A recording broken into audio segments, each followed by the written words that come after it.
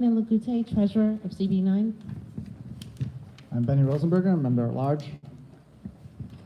Okay, thank you very much. All right, this time we are now going to read the rules of order, the rules of conduct. So this meeting of New York City Community Board 9 Brooklyn is called to order on January 28th at Middle School 161 at 400 Empire Boulevard on under the applicable statutes of New York State, the New York City Charter, the bylaws of Brooklyn Community Board 9, and Robert's Rules of Order.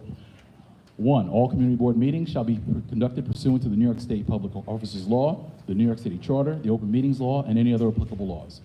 The community board's bylaws shall govern meetings where they do not conflict with applicable laws. Robert's Rules of Order shall govern meetings where they do not conflict with applicable laws and the bylaws. 2, all community board members shall be provided reasonable opportunity to address the community board on any matters of the board or any matter that pertains to the board's mission. 3, during the general board meetings, members of the public may be allowed to speak during the portion of the meeting designated as public comment session. Once again, please, if you haven't done so and you wish to speak, please sign up at the table. Subject to any modifications and guidelines established by the chair of the community board or his or her designee, each public speaker shall sign in and give a brief description of what he or she will comment on prior to speaking. Public speakers will be allotted a time limit of 3 minutes each, commencing from the beginning of the speaker's remarks. Time cannot be shared or allotted to other speakers. If the chair or his or her designee determines that there is not sufficient time at the meeting, the public comment session may be deferred to either the end of the general board meeting or the beginning of the next general board meeting. Public comment period shall be 30 minutes in duration. 4, during community board meetings and general board meetings and committee meetings, and outside of the public comment session portions of meetings, members of the public may ask questions and comment upon agenda items only when recognized by the chair, committee chair, or their designee. So please just remember, no speaking out of turn. Make sure you're recognized first. Thank you. All board members and members of the public shall conduct themselves in a courteous, professional, and orderly manner. Obscene, threatening, or harassing language, slander, threats of violence, personal attacks of any kind, or offensive comments that target or disparage any ethnic, racial, age, or religious group, gender, sexual orientation, or disability status are prohibited at all board meetings. 6, no members of the public shall display signs or placards in a disruptive manner, disruptively applaud debate participants in debate, or engage in disorderly conversation or disorderly behavior which may disrupt the proceedings of the meeting. 7, audio and video recordings of board meetings are permitted unless they interfere with the meetings in accordance with the Open Meetings Law. The recording must be conducted from a fixed location and in a manner which does not interfere with the meeting. The chair or his or her designee shall have discretion to prohibit video or audio recording that interferes with the meeting. Recording is not permitted during executive session. 8, any board member or member of the public who uses obscene, threatening, or harassing language, slander, threats of violence, personal attacks of any kind, or offensive comments that target or disparage any ethnic, racial, age, or religious group, gender, sexual orientation, or disability status, or who otherwise become disorderly while at a board meeting shall be removed from the board meeting at the discretion of the chair or his or her designee. 9, no board member or member of the public shall be permitted to speak on a cellular phone during a community board meeting while the meeting is in progress, other than for emergency reasons. All cellular telephones are required to be turned off or on vibrate mode. 10, during general board meetings, the enforcement of this code of conduct shall be conducted at the direction of the chair or his or her designee. During committee meetings, the enforcement of this code of conduct shall be conducted by the committee chair or his or her designee. The New York City Police Department and Building Security may assist with the ejection of any individual from a board meeting or committee meeting for violating this code of conduct. Everyone, I just welcome everyone here. I understand that we don't always agree. I understand that there will be passions. I understand we're passionate about this district and the neighborhood, and we don't always agree. But the only thing we ask for is that while we're at this board meeting, we respect each other, and we allow each other to be able to speak and express those ideas. It's through that conversation, that's where we're able to come to conclusions and great solutions for the betterment of our community. Thank you very much for that. At this time, we're going to go on to item 2 in the agenda, applications for the New York State Liquor Authority. This evening, we're going to be voting on 2 applications for A887 Nost, and B is Pearl Lee's Wash Tub LLC. Do we have representatives for 887 Nost? Okay, if you would please come to the front. If you just briefly give a quick description of your establishment. Test.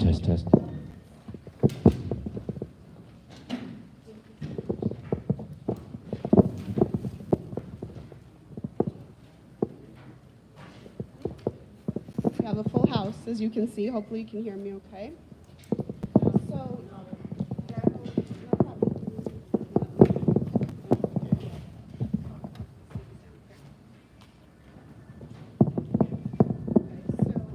evening, everyone. You can hear me okay?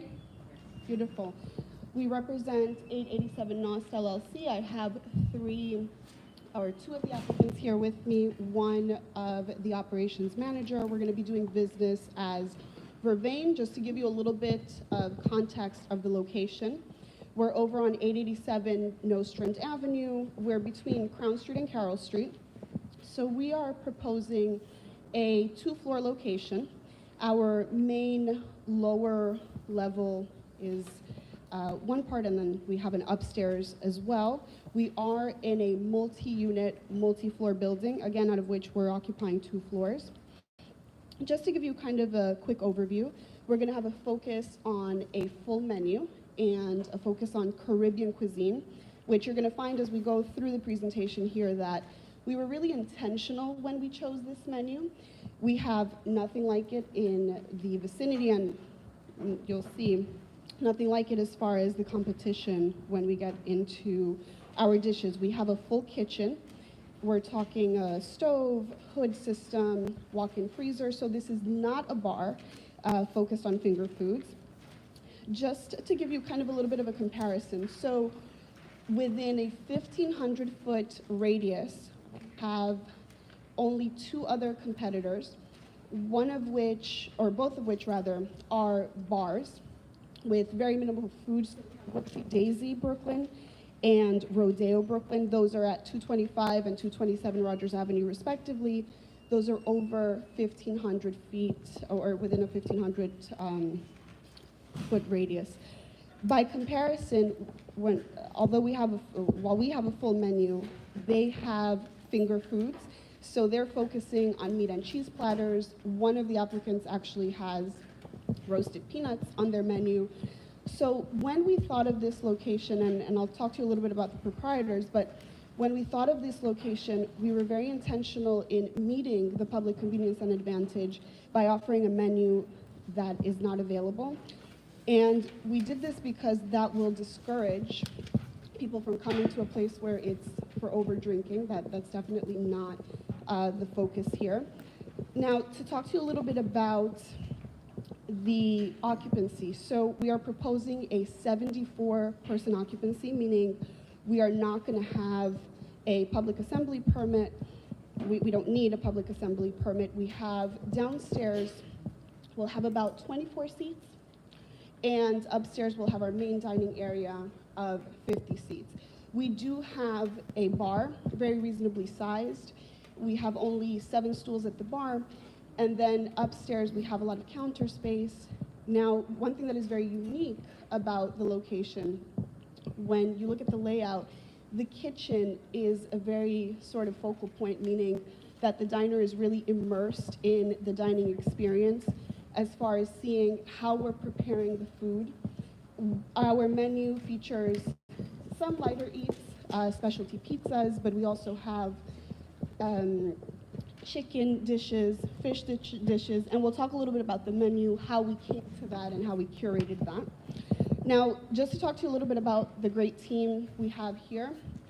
We have Ms. Terry Street. She's not with us here today. She's 75% owner of the venture, and she actually has a background already in the alcoholic beverage industry. She owns a location, Swig BK. They're over at 708 Rogers. I'd like to put before the members that you have paperwork from my office where we had no objection for Ms. Terry's current location. So meaning she's running a proper establishment that is already supported by the community board, no negative or adverse history.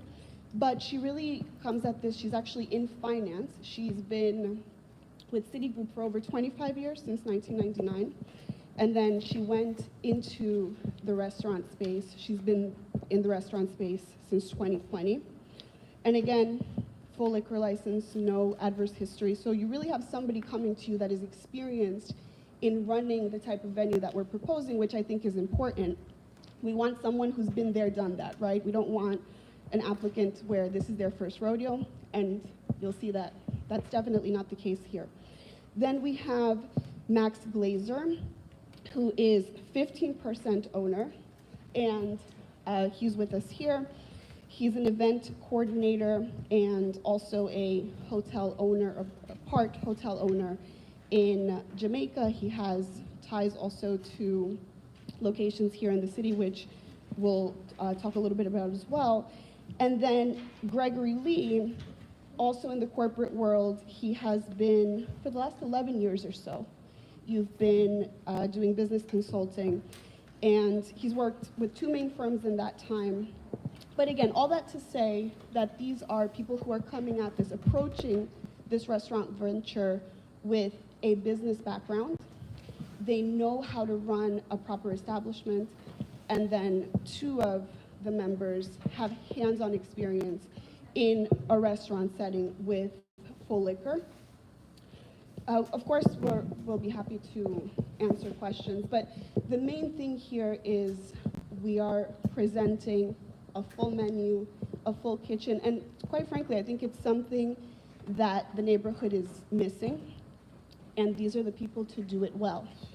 As far as our hours, so again, we presented these to you in the supporting documents. We were looking to do Monday through Thursday, 7 a.m. to 2 a.m., and we're asking for 10 a.m. to 4 a.m., Friday to Sunday.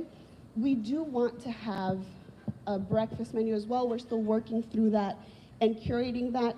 That's also something that is missing from the area. We want people to come in, have breakfast. There is and Curtis, you'll talk a little bit about this. We have the college community where we really want them to have a place to come in, have breakfast. We're not going to have alcohol at those early hours. Nobody wants that. We might do some specialty cocktails during brunch, for example. But the point is, we're unique in that aspect. Again, two of our competitors, two of the three, they are just doing a bar, okay? And we are doing a restaurant as well as having dinner and a little bit of an evening component. I think that about covers everything. Of course, we're happy to answer questions and kind of go from there. Okay, we can't take that many. Actually, I'm sorry? Right, no, I'm saying is, Test. all right, they need to be very quick questions. We're gonna allow it? Not even, oh, very quick questions, we'll take them. 1 second, I'll create the list. Ms. Westerdahl, I see you. Member Chung, I see you as well. Mr. Christensen, I see you.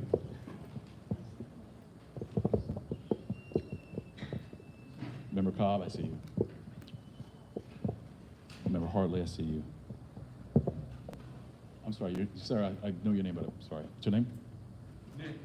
Nick, thank you. All right, Nick, we'll take you last, and that will conclude the list. I need everyone, because we are abbreviated, because we started late, I need everyone to be very concise with your questions, please. Thank you very much in advance for your cooperation. Hi, my name is Teresa Westerdahl. I studied the application, and I have a couple of concerns.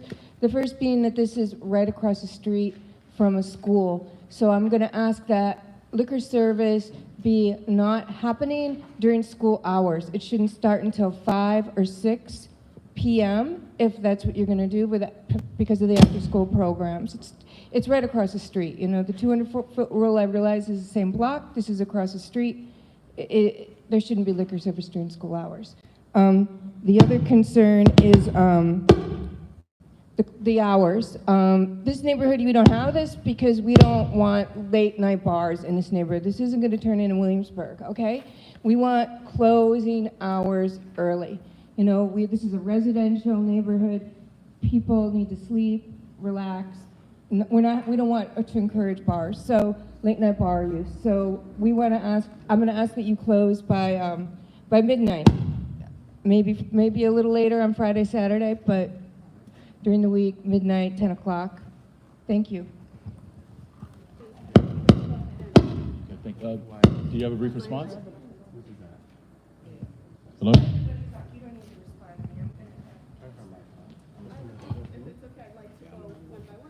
Test. Sure, I mean, very brief, yeah. You good? Fred, I understand that maybe I think some of it's going to be repetitious with some level of continuity. So maybe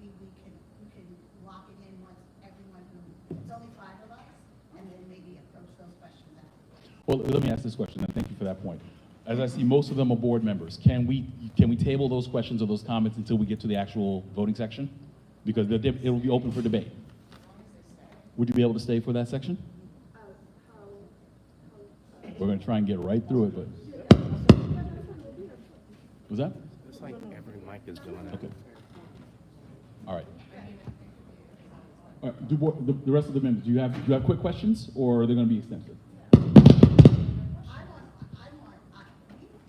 We spoke about this. I'm on public safety.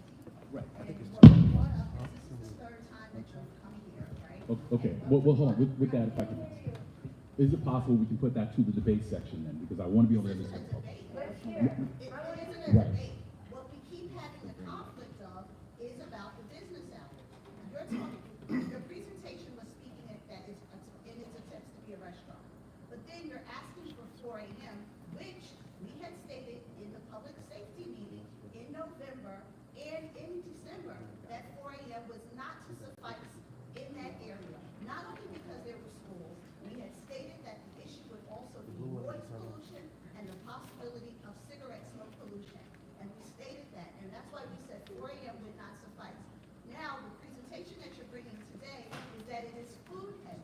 But 4 a.m., as someone who has worked in the hospitality industry, 4 a.m. does not align with a space that is specifically supposed to be food. Then my second inquiry is that we have this juxtaposition where it states here, it'll be background music, but then it also states it's DJ. And that's the conflict that we're having, because what we fear is that what you're presenting here now and what we will end up getting when it actually opens is something else. And as we have stated before, 80% of that block is residential. Now, it's not about what's on Nostrand Avenue, it's what's on the side streets. And when people that mic park don't work. on the side streets. And that's the issue that we have, and we keep running up. Every time that you come here, you approach us about this 4 a.m., and this is not the area for a 4 a.m. close time. A 4 a.m. close time is completely different from anyone who is here for an Epicurean experience. It does not align. Who else wants this? Remember, Sean, we're going back to the list. Suki, hold on. Pass the mic back up. We're going to go back to the list. I'm wondering, See what I'm saying? I'm wondering why you're asking. When do they plan on serving liquor? What time frame? Oh, I'm wondering. Hold on. Okay, let's let the applicant respond to that very briefly. And we're going to move on.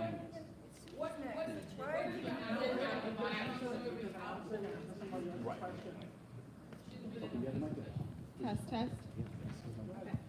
Okay, so to your point about, first of all, I'd like to address your point to not have alcohol service until the kids let out of school. Just to clarify, we're talking 2, 3 p.m. perhaps? No, 5, okay, so. They have school programs.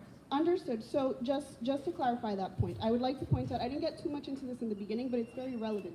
This location was previously licensed as a restaurant with full liquor. And they Who close opens, at 12. who opens until, on liquor authority record, they opened until 2 a.m. Just, if you can give me 1 second, we'll address all of that. So, I think we can appreciate that at best, it's a little bit unreasonable to ask an applicant to not have alcohol service until 5 p.m. Now, look, I understand the concern. I've been doing this 15 years, and I understand it probably better than most, that you have applicants that promise you the moon and the stars, we're not gonna make noise, we pinky promise, so to speak, and then you're left with a lot of empty promises. I get that. They understand that, but you have to, I'm telling you from 15 years of experience, the operator matters. If you bring in a guy who has never done this before, has not done restaurants, then that's a point where you can say, you know what, they're not going to stick to what they're saying. So, so actually, no, let's, if we can please, Order. okay, if we can please stick to the fact, Rogers Garden is not heavy with noise pollution. I gave you that in no, so hold on, please, because this is an important point. That's not just my opinion. That is in writing from that community board that they have no noise complaints. And so when we throw these statements out there of it's heavy with noise pollution, putting it to these applicants, that's a bit unfair at best. Okay, so now To your point about DJs not being congruent with a restaurant, we are asking for 4 a.m. Friday, Saturday, Sunday, because we are going to have certain special events.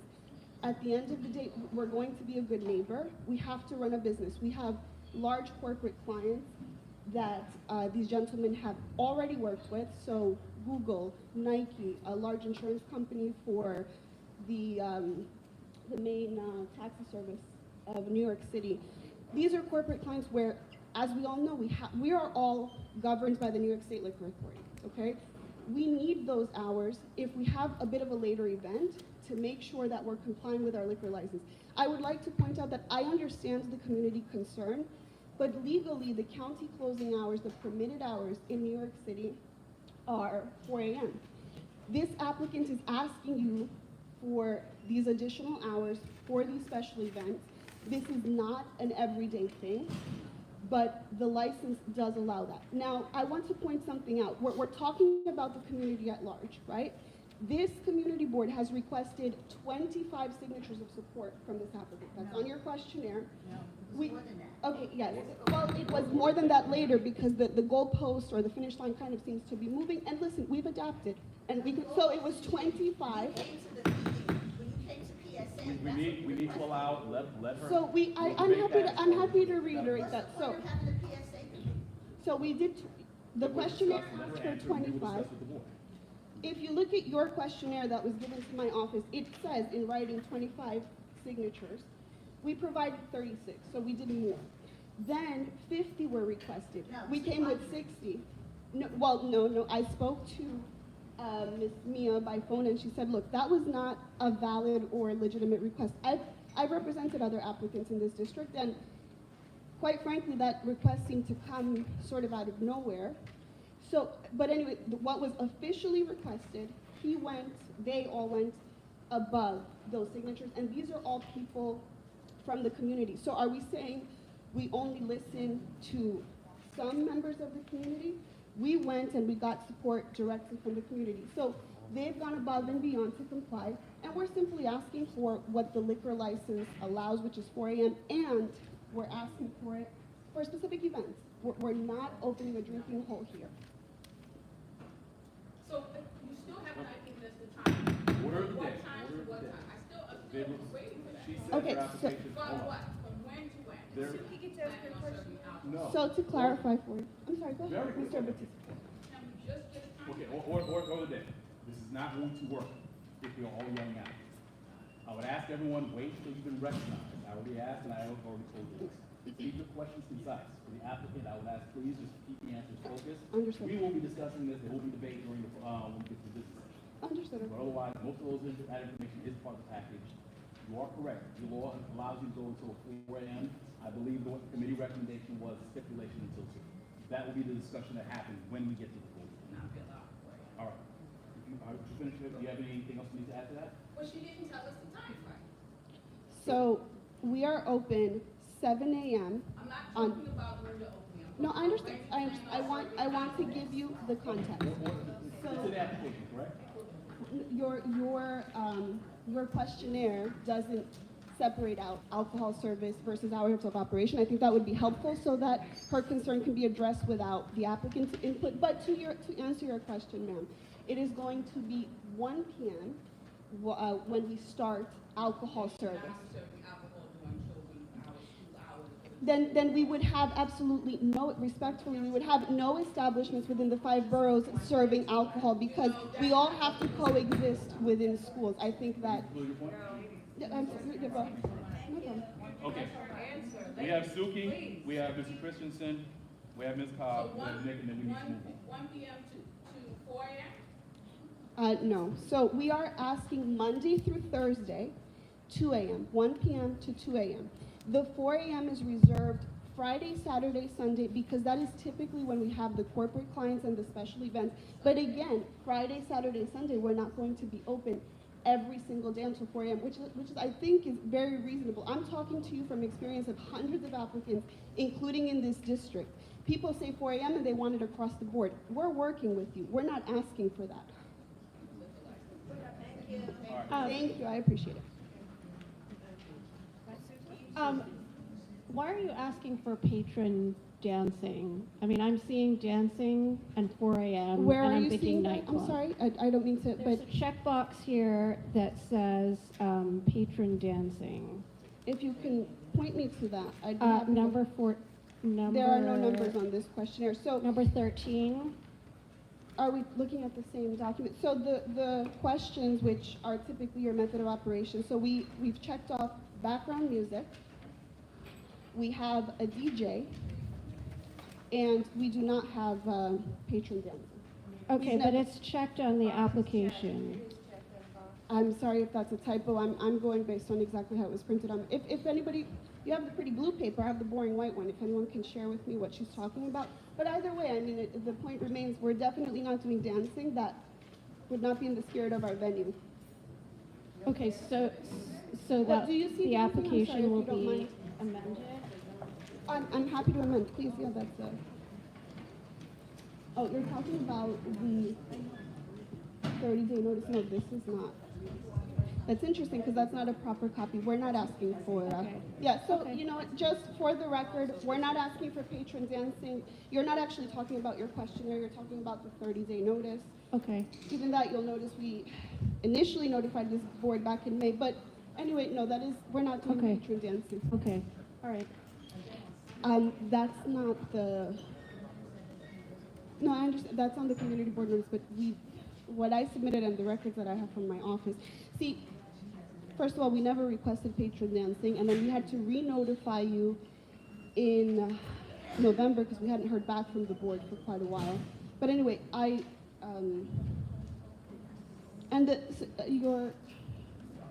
this is not signed by the applicant, I'm not sure what copy this is.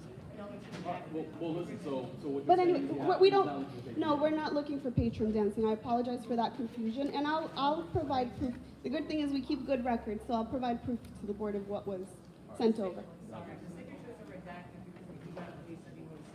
That's fair. I wish So, everybody a did that. quick question about the source of heat for cooking, gas, electric, or something else? Gas? And we have 2 kitchens, so we're real equipped, but yes, gas. Thank you very much. Ms. Cox. Okay, beautiful. I work in the hospitality industry. Hold on, we gonna get the mic, hold on. Beautiful, all right. So I work in hospitality. I do events. We do weddings, corporate, all kinds of the fun stuff. And I really want to get into the nitty gritty because the 4 a.m. time is definitely calling some alarms for me because I do the exact same work that you're speaking about, and we don't even work till 4 a.m. in Williamsburg. So I want to know the demographic of the corporate events, special events that you're looking to bring in, why it's necessary for that 4 a.m. time, what you'll be doing. I'm guessing it's not going to be food oriented. What time does your kitchen close if you're serving alcohol until 2 or 4 a.m. on the weekends? And what is the relationship dynamic between your events and your alcohol distribution and food? Will people be eating while they're drinking at these late night events? Will there be security? Let's get into the details because I would love to know more. And just one point I would like to say as far, thank you. Those are great questions actually, because I think that puts us in the right direction. So as far as food, we will have food during all hours of operation. And as you know, being in this business, you want to have a little bit of it is having the leeway so that when we're clearing out the location, when we tell you we are closed at 4 a.m., this is not, we might be closed at 4 a.m. You live here in Brooklyn, you know the establishments that say 4 a.m. and then by the time they clear out it's 6 a.m. That's disrespectful. We don't want to be that kind of establishment. So he will explain further, but one very important point, food during all hours of operation. Of course, we're not going to have the breakfast offerings during the later time frame, but our full menu and kitchen will stay open. And Curtis, if we can, Curtis is, does a lot of, that's his bread and butter of the crowd, the event, so to speak. So we'll go ahead and have them. I just want to add, you don't have any price points on the menu. Preliminary. We'll get into that as well. Yeah, you know what it was. We're still, we want to add more to the menu. We'll talk about that as well. Right, so the price points in our district are really important to oriented restaurant establishment. The price points, Well, this is something that was definitely one of the reasons we didn't put on price points is because at the time we were looking at 8% inflation, right? So it didn't make sense. So we wanted to make sure that whatever we serve in would fit in the pockets of the median household here. So that's why we didn't put it on. But we are very conscious of putting on dishes that people can afford. We're not trying to I want to say, put everything. Yeah. Yeah, we can't do that too much here. In terms of regular hours, last call is usually 1 hour to 45 minutes before closing. So food will be served up until that time. We usually will need like at least an hour to break down and clean up our kitchen. Our chef is very much OCD when it comes to cleanliness. So we have 3 sets of cleaning every day. So we need that time. On late nights as well, weekends as well. If it is, we do have a special event, so we go a little bit later. By 3 o'clock, we want everybody out, getting out, because we need that hour to clean up. So we're not going to be serving alcohol until 4 a.m. It's not going to happen.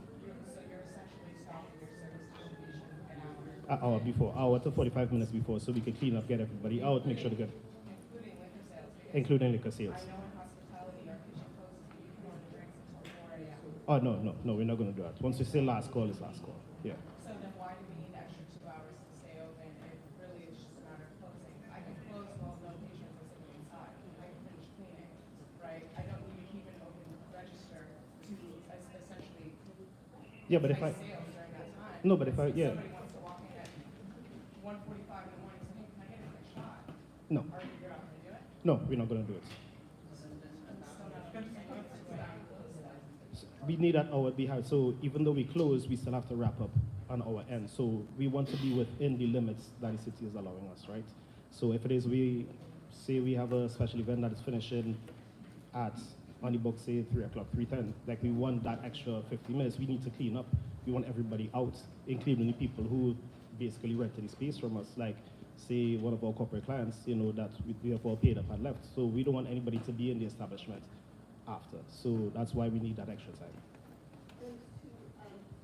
Final quick point on this. Again, this is overarchingly the presentation to the SLA. We're talking about legal constraints. If we do something like close earlier, not give ourselves the time, then we're going to have issues with the SLA of, well, you're not within the hours of your license. And again, this law is from the 30s. They did these hours understanding the model, right? So to his point, we need that extra time. Curtis, if you could just touch, we went and we hired a chef who has curated our menu, correct?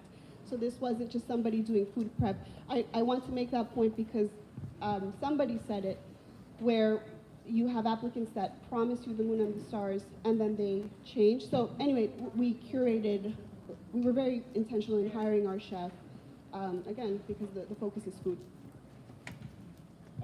Nick, and that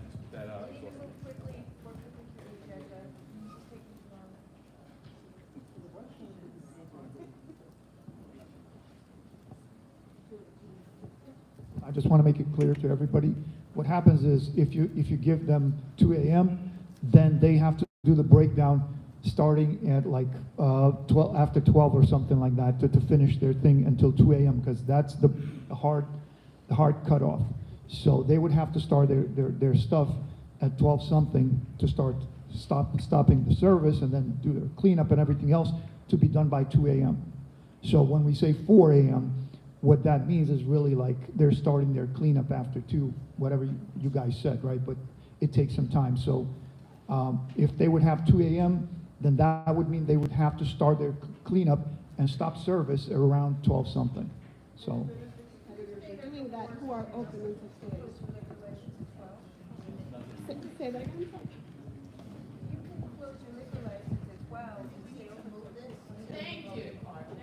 Okay, all right, at this time, we've exhausted the speakers list, so we are now going to move on. So this will, I think the last one. Yes. You didn't ask, did you ask for that? May I I ask? am so sorry, my apologies, I'm sorry. Punch drunk, go ahead. I can go ahead? Yes. Okay. Yes. My question concerns the sidewalk. A lot of places get a liquor license and they proceed to violate, like they just view the law as a mere suggestion with regard to the 8-foot limit. The 8-foot limit, as I understand it, starts from the curb cut and it goes into the sidewalk and you've got to leave space for pedestrians to get by. And what a lot of places do, I have one particular in mind, which is a terrible offender. They load it up with cabin-like structures.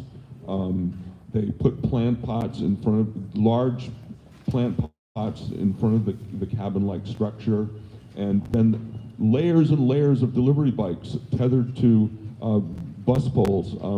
And at that point, there's like, you know, a 6-foot clearance for pedestrians to get by, and that's ridiculous. And if you ask them about this, they're surly, they're arrogant, and you know, they act as though I'm like, you know, making some unreasonable request. The law is there. It's a law. It's not a suggestion. And a lot of restaurateurs, especially the gourmet ones, they think of this as just like some kind of like suggestion.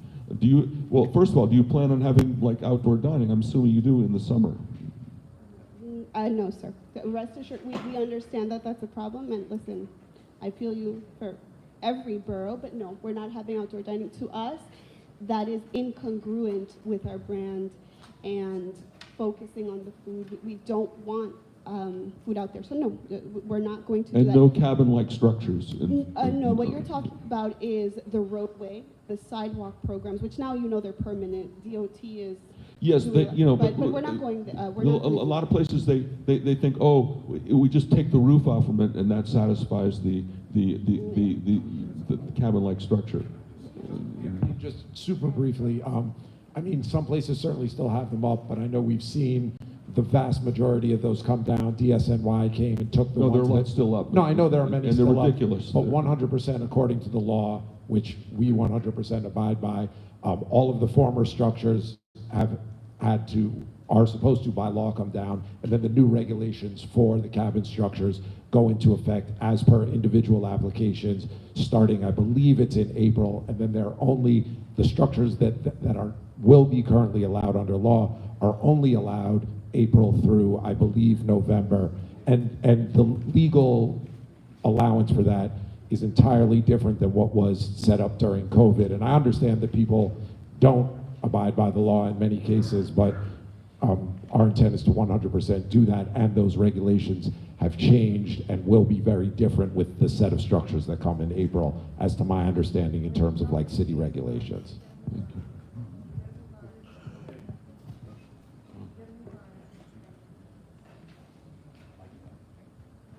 Any more speakers? The list is up. Let's move along. Okay, all right, so thank you very much. We've exhausted the questions. Thank you. We appreciate it. I would ask, is it possible, is there a representative, somebody who might be able to stay over until, because there may be additional questions when we get to the public? Thank you very much. Okay. All right. I want to remind everyone, so the recommendation of the committee, which will be discussed during the voting session, was, I think, to approve the application with the stipulation of 2 a.m. So that is the recommendation of the committee, and that will be what is going to be discussed at that time. The recommendation of the committee was to approve with a stipulation that alcohol service ends at 2 a.m. It was 2 a.m. on the weekend. 2 a.m., 2 a.m. with the cap. No, Fred, you weren't there that day. You were out. And there's no minutes. There is a vote, I believe this was voted on, what, December, or I think it was approved, finally approved in December.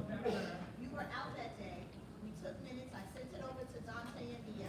Right. They have amended it twice because we had Minutes have never been published. By the way, this is a record. It's in the, what month? It was the first, Right. the first time they minutes were published. Because they were supposed to come back for December. They were supposed to come back for December, so that second vote was for a 2 a.m. stop. It was a 2 a.m. stop on Friday and Saturday. I don't think we, hold on, please, please read it. Well, listen, let's do that. We will confirm that, and we're gonna confirm that. Yes, correct. We will confirm the motion, but right now, the understanding is, okay, let's not do this back and forth. The understanding is the motion that was approved by the Public Safety Committee was a 2 a.m. stop, a stipulation for 2 a.m., understanding that they requested 4. We are going to confirm that, and that will be discussed when we get to the public session. When we get there. Okay, at this time, we are now going to go to item B. Pearlie's Wash Tub, located 314 Rogers Avenue, Montgomery Crowns. This is a renewal of a wine, beer, and cider license. Do you have a representative? Come up, sir, please.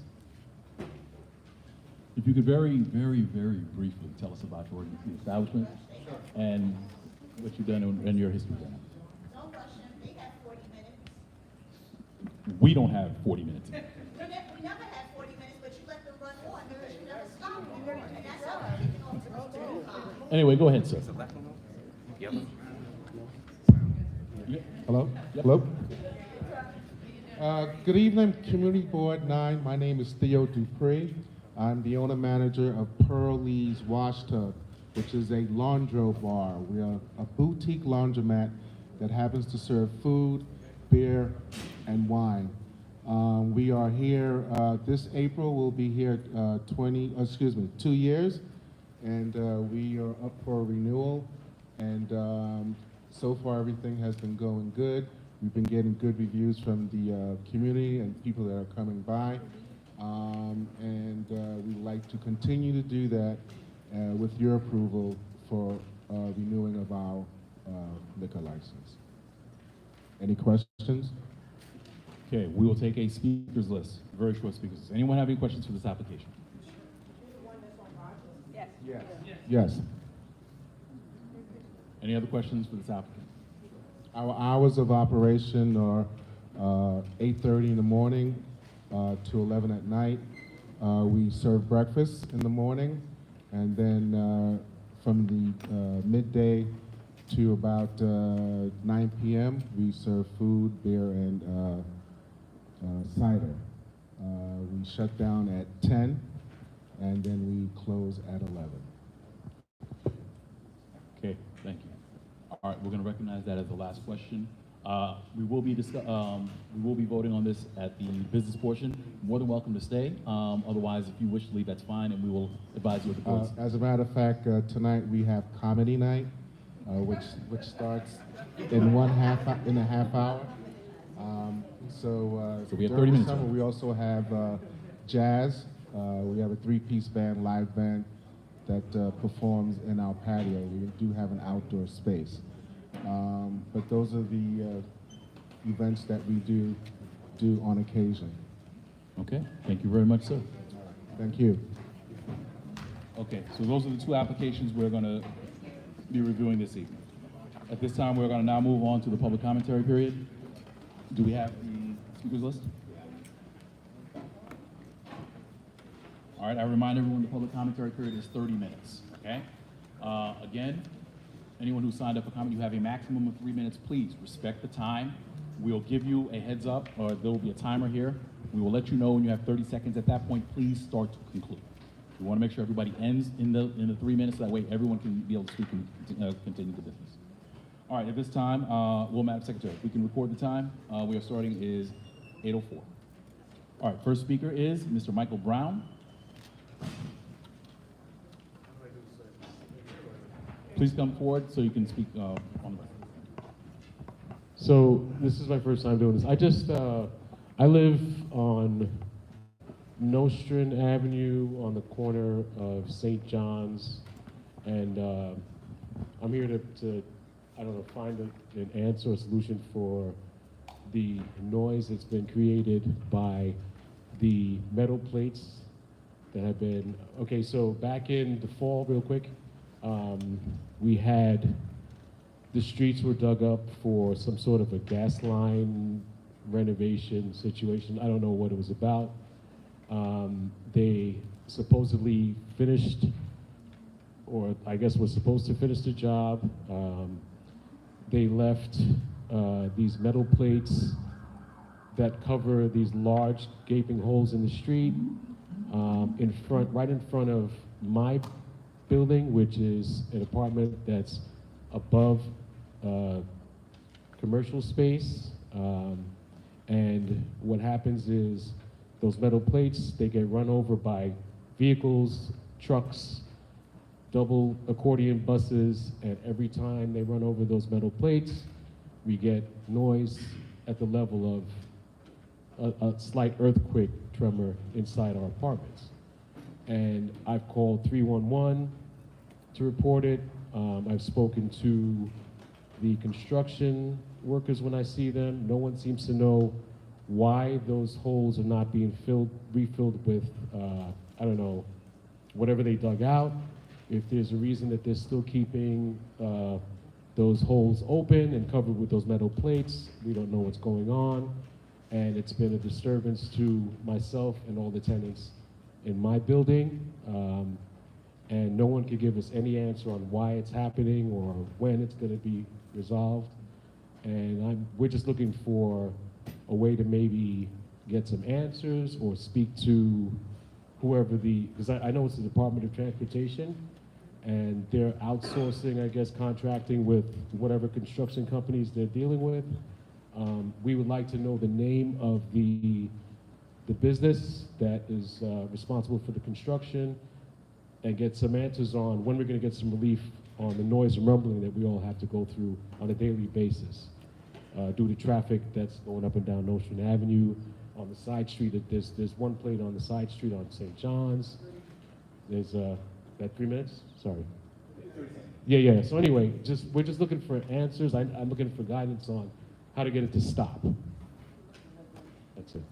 All right. No, I'm so sorry to hear that you're going through. Very, very quickly, if you have 311 numbers, if you have reference numbers, hold on. Where did you say you're located again? Yeah, he's in CB8. So okay. what I'll do, you're in CB8 actually. So this is, yeah, St. John's and Nostrand is CB8, but that's fine. So there's actually a public database that shows the permits, every company, contractor. I will, if you send me an email tomorrow, I will email you that and then connect you with CB8. No, but you good then.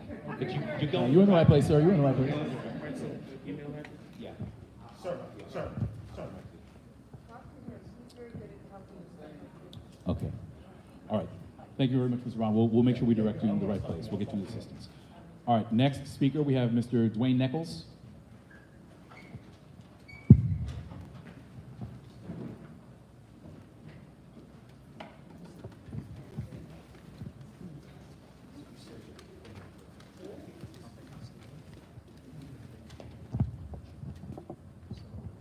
Good evening.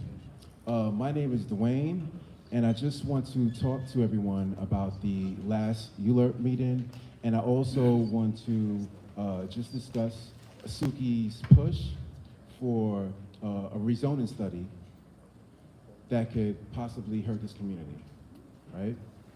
So during the last ULERP meeting, Suki made the case to start a rezoning study.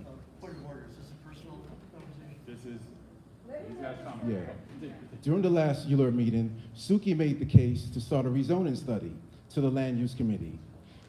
This was, she said, to address the need of affordable housing, right? We're in an affordable housing crisis. So the study might sound harmless, but it's actually the first step to luxury housing in our neighborhoods.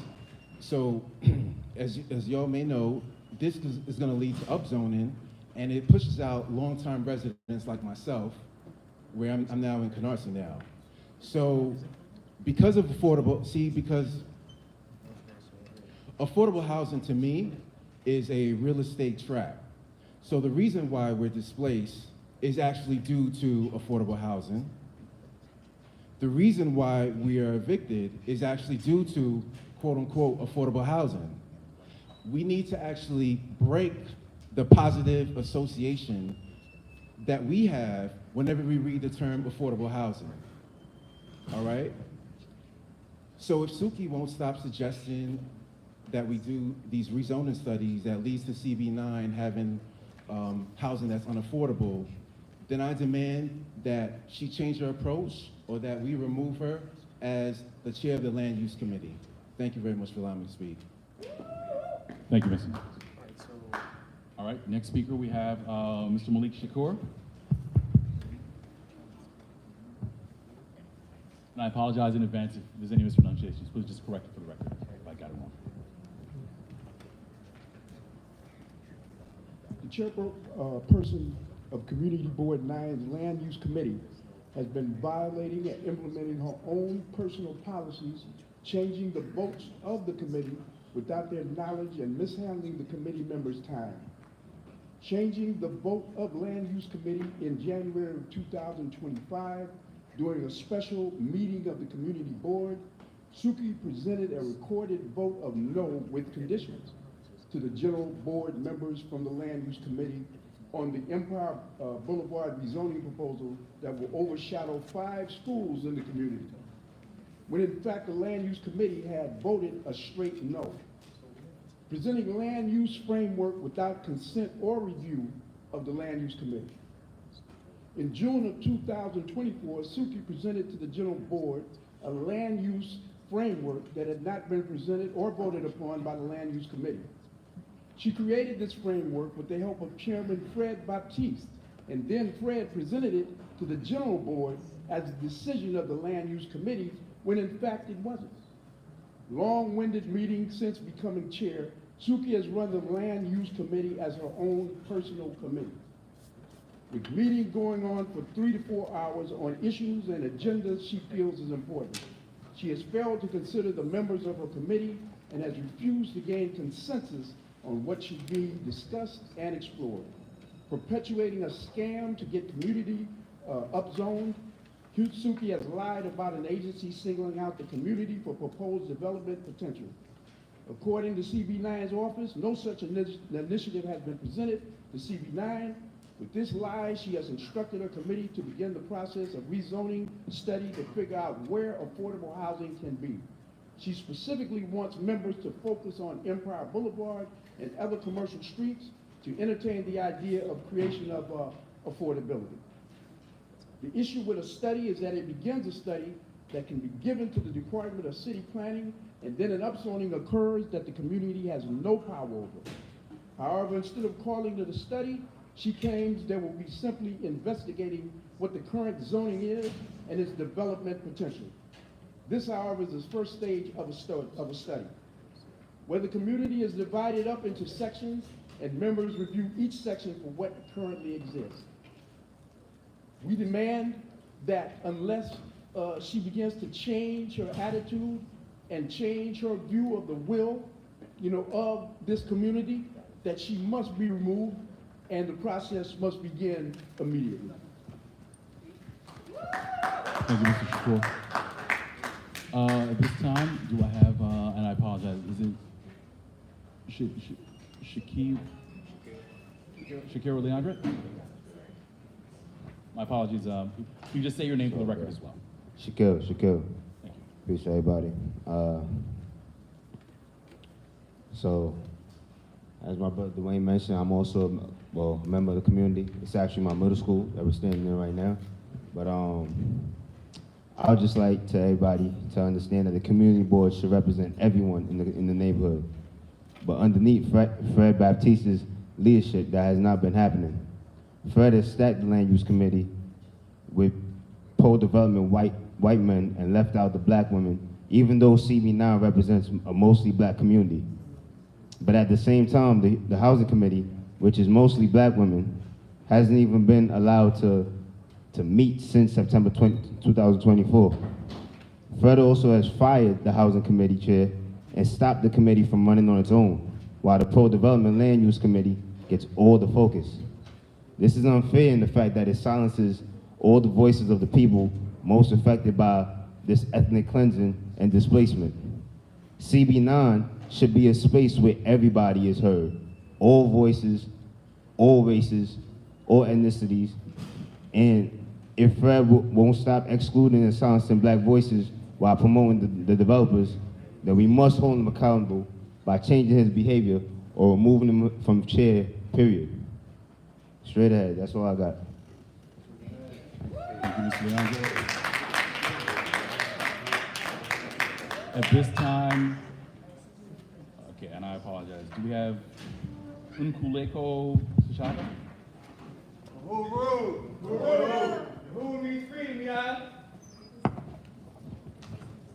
And I apologize if I mispronounced. My name is Nkululeko, and I represent the International People's Democratic Uhuru Movement.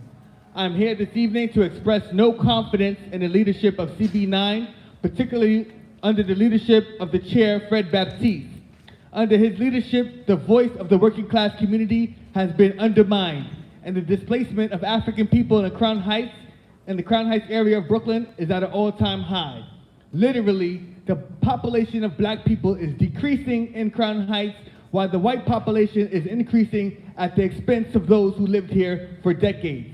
It is evident that the leadership of CB9, in particular the chair of the board, Fred Baptiste, is in cahoots with real estate developers, and that he's taken it upon himself to write his own resolutions and manipulate the committees to get his desired results at the expense of the black working class. His unilateral actions represent an attack on the democratic rights of the black community, and they ultimately impede upon our ability to have self-determination, which is the highest expression of democracy.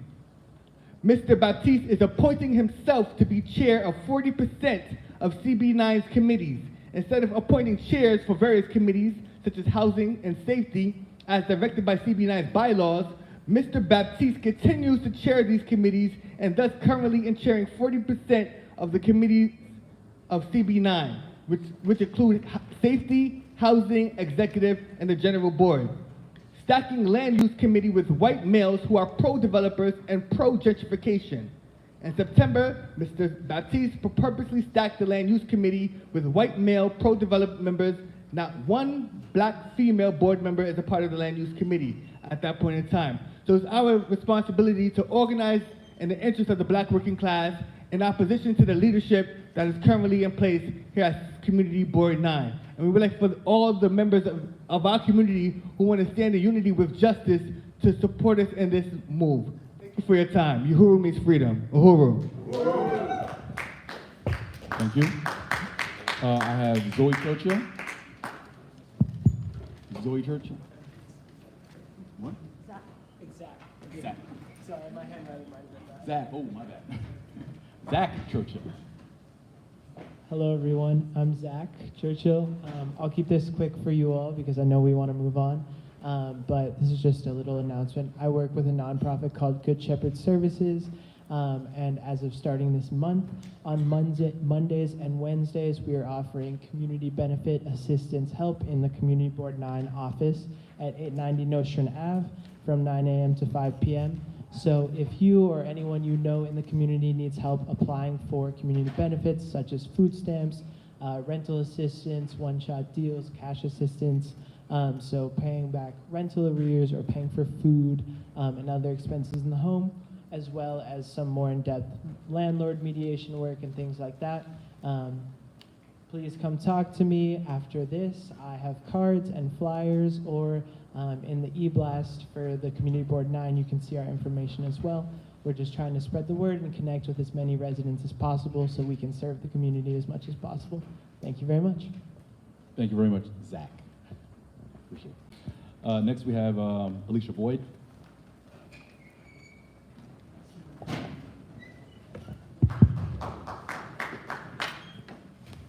Hi, my name is Alicia Boyd, and I represent MTOP, Movement to Protect the People. These young people have come to me and been complaining about Community Board 9 and the way in which it's been run for the last couple of years. A lot of board members are not even familiar with the laws that govern a community board, but I can tell you one thing: a chair should not be chairing 4 committees. Your bylaws specifically state that the chair is allowed to appoint chairs to a committee, and there's only 2 chairs positions that he can actually hold, and that is the general board and the executive board. Every other committee he's supposed to appoint, but what he does to control these committees, he refuses to appoint the chairs and appoints himself as the chair. This is too much power. He's creating resolutions that are not happening inside the committees. This reduces the power of those committees, because why bother having a committee if he's just going to write a resolution and present it to you guys and you guys are going to pass it. In June, as other people have stated, Suki and Fred created a land use framework that the land use committee didn't know anything about. They heard about it in December. They were like, what is that? It never went in front of the land use committee. It was never voted on by the land use committee. And yet Suki and Fred presented it to this board in June, and you guys voted on it. So now we're stuck with a land use framework that the community doesn't know anything about, and the land use committee. This is the types of issues that have to be stopped. A committee, a chair should not have that kind of power to override a committee vote. Same thing with the vote. A committee's vote should be that vote. And when it comes to the general board, the general board members need to know that was the vote of the committee. The chair should not be changing those votes. And the committee was extremely upset at the last land use committee, and they were very highly upset, and some of them threatened to resign if this behavior did not stop. The housing committee, it's been completely dysfunctional. Not one member of the housing committee has shown up at any of the housing committee meetings. And this was a committee that was tight, that had good attendance, that worked year in, year out, every year. But the moment that Fred wanted to merge these two committees, they said no, he didn't listen, and now they're boycotting. Okay? Why aren't we addressing that? Why aren't we saying something about that? I still got 27. Can you not interrupt me, please? So, we need to start doing something about it. This board needs to start putting some motions in place, directing Fred to report accurately the votes of their committees, to stop doing resolutions by himself and then presenting it to this board. Stop doing frameworks. I just wanted to say one more thing as far as the application, because you did not give the community an opportunity to speak about the application. But I can say one thing. We have a policy in this community, 2 a.m. on the weekends and 12 p.m. on the weekdays. That should be honored. Once we start giving one establishment 4 a.m., everybody's coming here for 4 a.m. Okay, Ms. Boyd. Everybody. Now, in Brooklyn Heights, they have 12 a.m. Thank you, Ms. Boyd. If they don't, Ms. they Boyd. could sit there and keep their business Ms. open, Boyd. not be able to serve Thank you. Your liquor, time and has still expired. keep their business open afterwards. Ms. Boyd, thank you. Your So time they has can expired. have in their contract, All right. okay, we don't serve Next liquor speaker will from be 5 Jolie to Cox. 10 p.m. And then afterwards, we can stay open till 12. That gives them the 2 hours to clean up, but they can't serve liquor. Ms. So Boyd. that idea that they have to serve liquor all the way until the point that Ms. they're Ms. Boyd. closed Ms. doesn't Boyd, make sense. you've Well, already you didn't gone give the over. community an You've opportunity to already respond gone to that, so I'm 3 minutes. responding to that. Okay, Ms. so Boyd. that's it. Thank you so much, I appreciate it.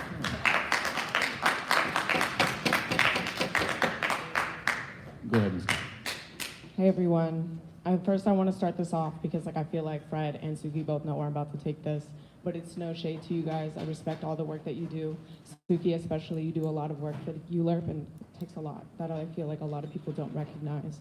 But I do have to say the way that some of these policies and the way we're moving forward are a bit alarming, especially for somebody that's not been on ULERP and did not attend meetings. I did attend this last month's meeting.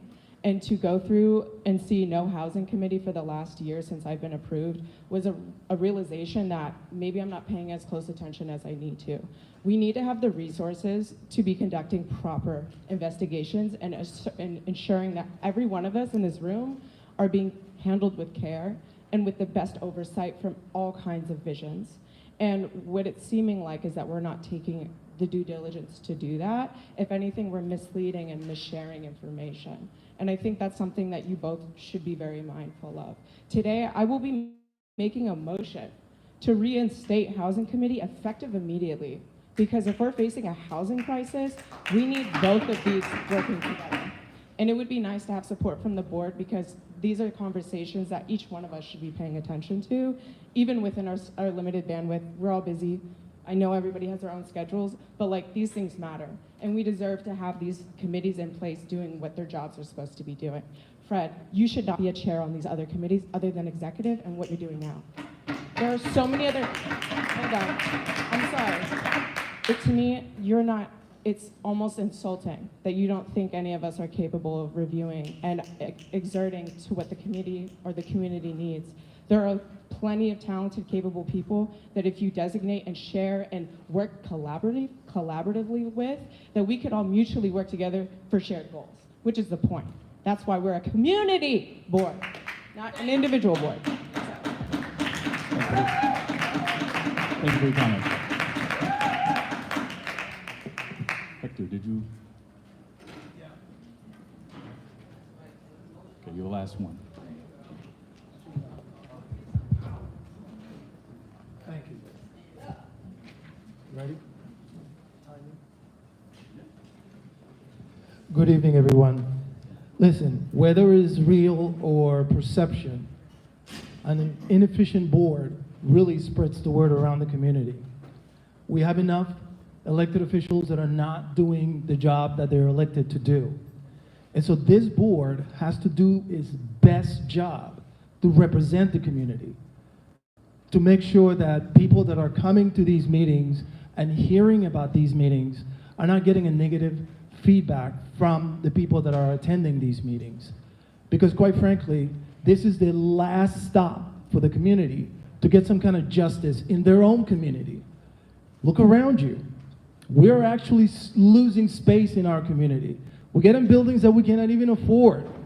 We have to have the time to actually discuss these things on the community board and make sure that everybody has a voice. And we can all together send a very loud message to our elected officials. This is what our community wants. We don't want you to decide for us what is it that we want. We want to tell you what is it that we need. Luxury buildings? Yeah, well, housing for everybody, but hey, people are living in shelters with jobs. So why is it that we cannot have housing that people can be dignified living in it instead of just luxury housing? Let's make this community board better than what it is. What I've been listening here tonight is not a positive view of our board in our community. I've been on this board for a long time and I've seen dysfunction. And it looks like we can't get from behind that dysfunction. We have to push hard to get out of that dysfunction and be able to serve everybody in our community equally. Thank you, sir. Okay, that concludes our public commentary. I want to thank all those speakers. It's always important for us to hear from the community, and I encourage that those dialogues do not stop here. I invite everyone to please make sure you're going to the committee meetings. The schedules are always posted. We invite those conversations. I apologize in advance that we are not always able to have these fulsome conversations in the community board, general board meeting, and that's because we have 10 committees, we have public commentary, we have all the things that we need to do, the business that we need to put forward. There just simply isn't the time. So I just ask that as we're going forward, we understand that, and we truly put our energy and resources into our committees, because that's where the real engine is and that's where the work happens. So in advance, I want to say this very quickly. I stand by my chairs, I stand by my committees, I stand by this board, and I stand for CB9 in every opportunity I have to. And I've always represented when it comes to testimony and making sure that the issues that affect us, that we care about, are represented and unmitigated and with no chaser. So I thank everyone for that. We are now going to move on to the elected officials, our acknowledgements. Is there any elected official who hasn't signed on to the roster? Oh, okay, well, hold on first of all then. Please, come down. You come first, please. This time I would like to invite before us our council member, Crystal Hudson. We're not doing that. We're not doing that. We ask for respect here. We ask for respect. Good evening, everyone. My name is Crystal Hudson. Andre Robinson, who's on my team, Andre Stand Up, he's here every month. And I want to thank him for his service. He left some resource flyers as well as housing resource cards. For those of you who don't know, we have a housing specialist in our office every Wednesday. You can come. You don't have to have an appointment. You can walk in. Order of the day. Order of the day. Order of the day. Order of the day. Order of the day. Let's order the day. Yeah. I'm sorry, council member, please continue. Okay. We have an attorney on Thursdays every week, if you're not aware, to address any legal needs that you might have. And so I don't have any further announcements at this time, but want to make sure that folks know that those resources are available. All of our contact information is there. And again, you could reach out to myself or Andre at any time for anything. Thank you. Thank you very much, council member. All right, at this time, we have a representative from the Honorable Yvette Clark's office. We don't have the right to ask a question? No, we're not doing questions because she has an office and she has a representative. If we can now, at this time, have the representative for the Honorable Yvette Clark's office, thank you. Good evening, everybody. My name is Ellie Slavin. I'm community liaison for Congresswoman Yvette Clark. Now, for your information, the Congresswoman has been our chair from the CBC, which is the Congressional Black Caucus, and which is a very important job for her, and she's very active working now as chair. Our office is at 222 Lenox Road between Rogers and Ostrand. We handle all federal issues. And as just a public announcement, those of you who are planning to travel, make sure that your passports are valid for 6 months.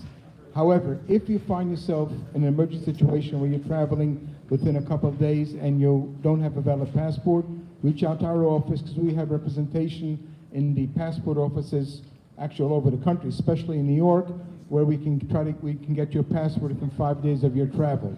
I have flyers over here on the table advising you of the events, the things that we control in our office where it can be of assistance.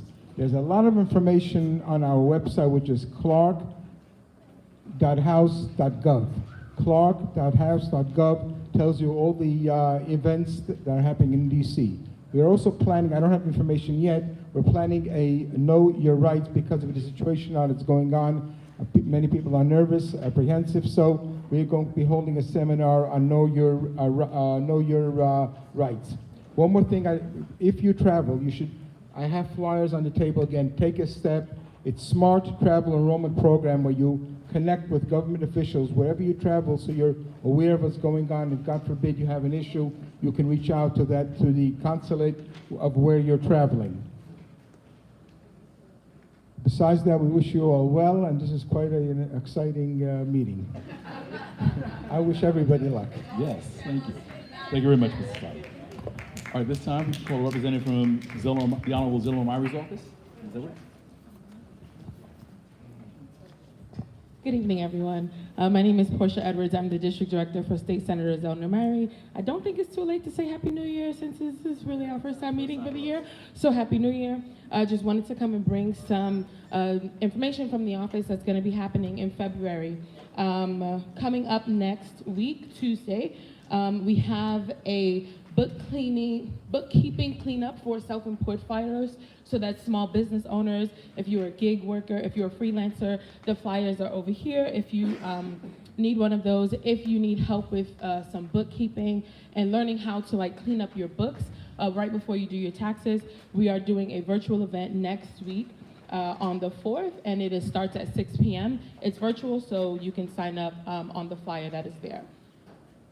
On February 10th and February 12th, we're doing a pop-up tax prep site at our office from 5 to 9 p.m. And that's located 1077 Nostrand Avenue. We've partnered with Grow Brooklyn through the IRS VITA program to be able to offer free tax prep for qualifying families. I believe the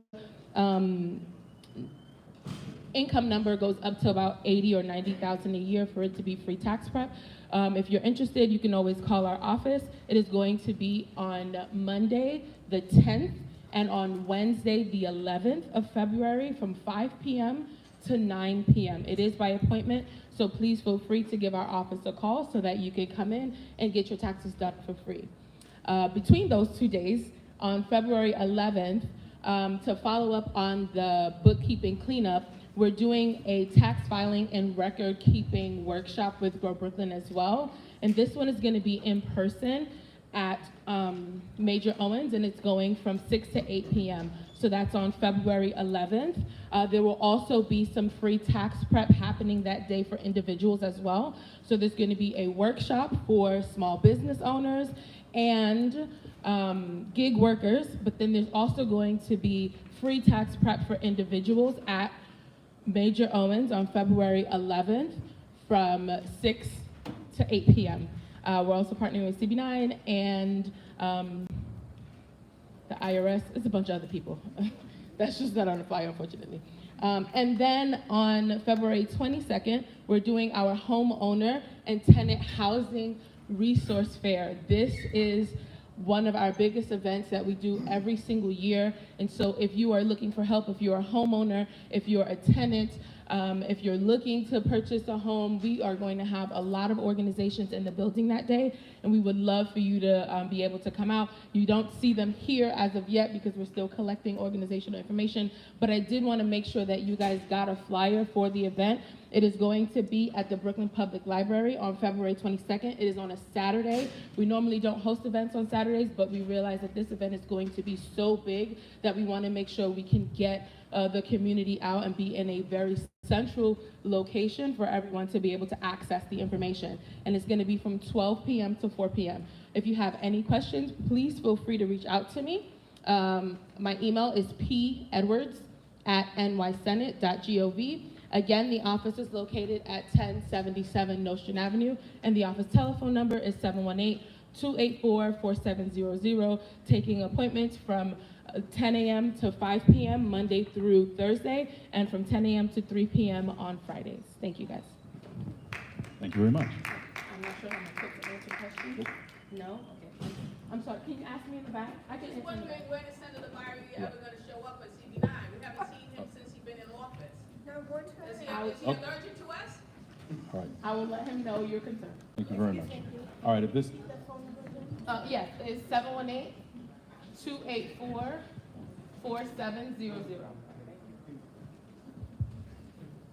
okay, this time, if we could have the representative from Darlene Mealy's office.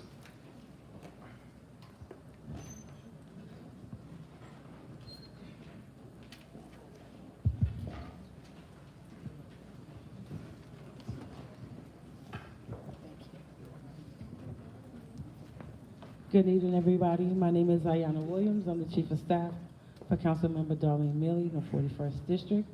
I'm gonna make this really brief, as I always do. On Mondays, we have free immigration attorneys that come to the office. If you need to see an immigration attorney, you can contact our office at 718-953-3097. Our office is located at 400 Rockaway Avenue, right off of Pitkin. Bordering East New York Avenue. There's a little street in between. On Tuesdays, we have a housing specialist that comes in. Every Tuesday, someone is there to help you with existing tenancy issues. He doesn't help you look for housing. He helps you with existing tenancy issues. Every second and fourth Wednesday, we have a Housing Connect representative come in who will help you register and learn to navigate how to use the Housing Connect system so that you can find an apartment for yourself. Other than that, at every last weekend of the month, we have our community advisory board meetings. Right now, I know it's going to be February 22nd, which should be the last Saturday in the month of February. For now, we'll just leave that, save the date. Usually we send out announcements in e-blast to the community boards, and that's it. Thank you. Yes, Ms. Boyd. Ms. Williams, Thank you to Darlene Mealy because she was the only city council person in our district that voted down the city of yes. Thank you so much. I'll let her know. Thank you very much. At this time, we'd like to call forward a representative from the Brooklyn Borough President's office. Do we have someone from the Brooklyn Borough President's office with us this evening? Okay, all right. All right, so that concludes the announcements, and that concludes our public session. I want to thank everyone again. This is always important for us to have this engagement and to hear from the residents and as well from our elected officials. At this time, we are now going to go into the business session. Madam Secretary, I would ask if you please call the roll. Good night. Abdul Matahaber. Nicholas Almanar.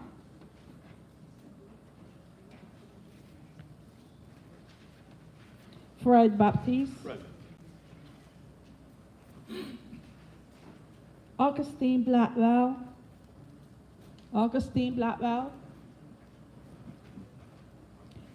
Catherine Brichello. Suki Chow. Kendall Christensen. Jolie Cobb. Eve Cohen. Sol Cleary.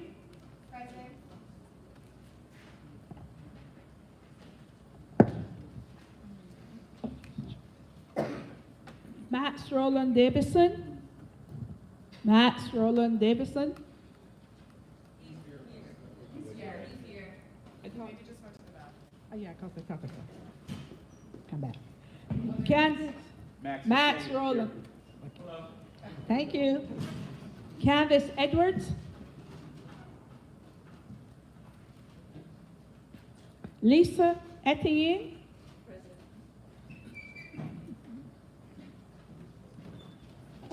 Bishop Sylvester Gonzalez.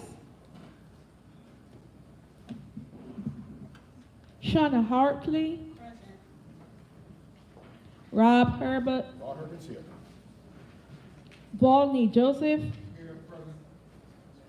Renisha Labari. Maina Legote. Israel Laher.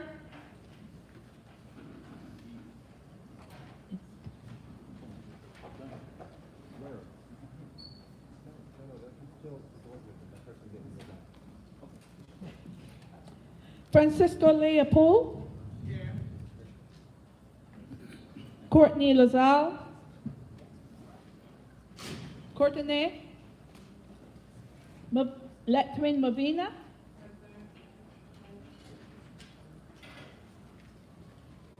Janae Ben Renee.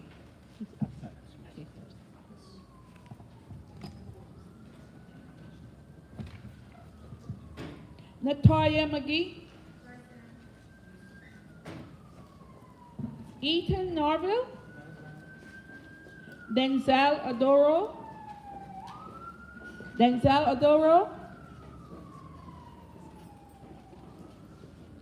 Yankee Pearson.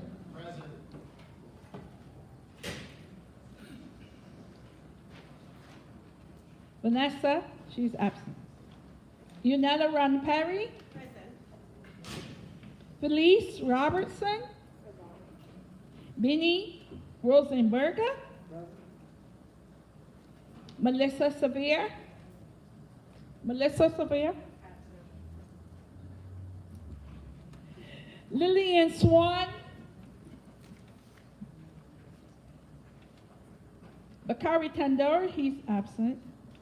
Christian Thomas Barrington. Joshua Thomas Serrano. Debbie Timothy. Twyla Weir. Twyla Weir. Linda Watson Lord, that's me.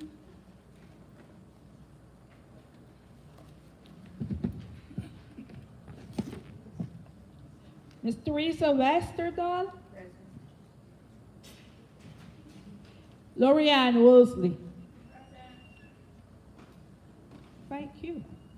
1 minute. Okay. All right, are there any board members who did not hear their name called? You did not hear your name called? No, Ms. Swain was called, right? Yeah, yeah. Okay, those that I didn't hear was Augustine Blackwell, so she is absent. Now absent. Renisha Labari. Okay, absent.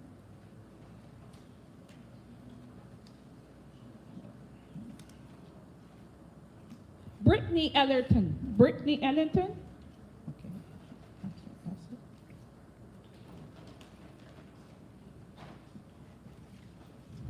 I think everyone else answered, so let me. Okay, while the secretary is confirming, I would ask the board members at this point to please start to move forward to item 2, which would be the approval of the November and December 2024 general board meeting minutes. As we did not convene in December, we were not able to approve November's minutes, so this month we're doing double. Okay? I would ask while we're doing this, just please review the notes if you haven't done so already, and be prepared to make any corrections if you haven't, if you notice anything that needs to be corrected.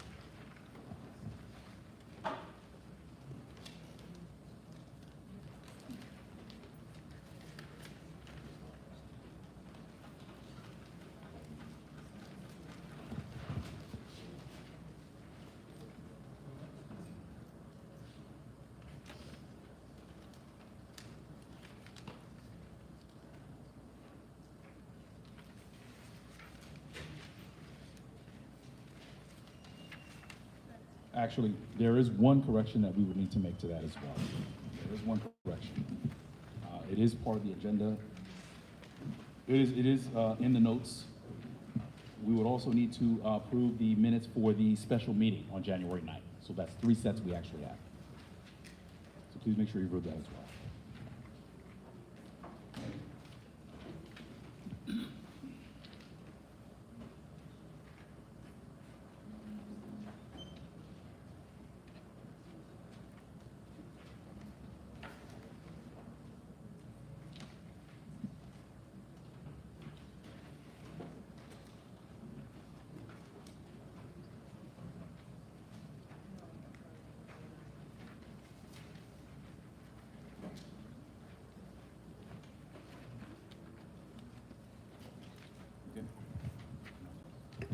Present tonight, we have 29 members, absent 40. Our quorum is met because we have 43 active members on our roll as tonight. Thank you very much. Hearing 29 members present, we have a quorum. All right, we are now going to move into item 2. And again, item 2 is going to be the approval of 3 sets of minutes. Let's take them in order. All right, before you, the minutes of the November 2024 meeting have been sent out. At this time, do any members have corrections to be made to the 2024 minutes for November? Yes, Suki. Item 6B, it's just a small correction. If you could put BSA application dash 341 Midway Avenue. Which page? Is there a page or? Page 5. Page 5, voting items. Voting items.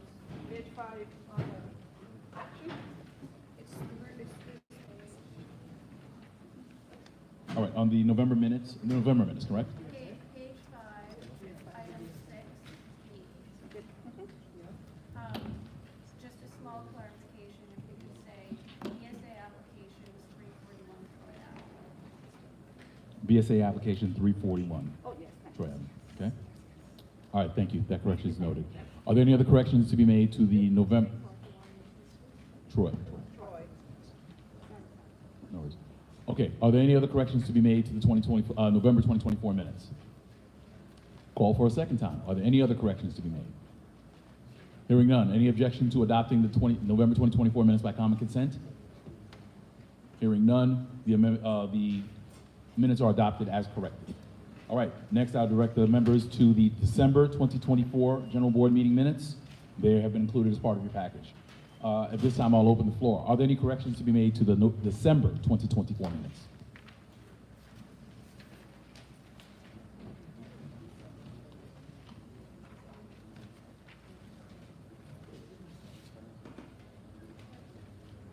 Have members had an opportunity to review?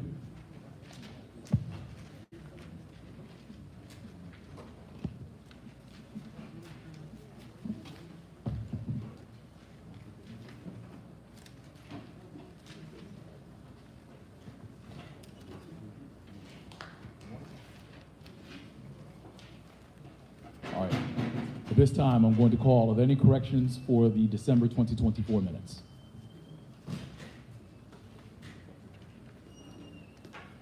I call for a second time. Are there any corrections to be made to the December 2024 minutes?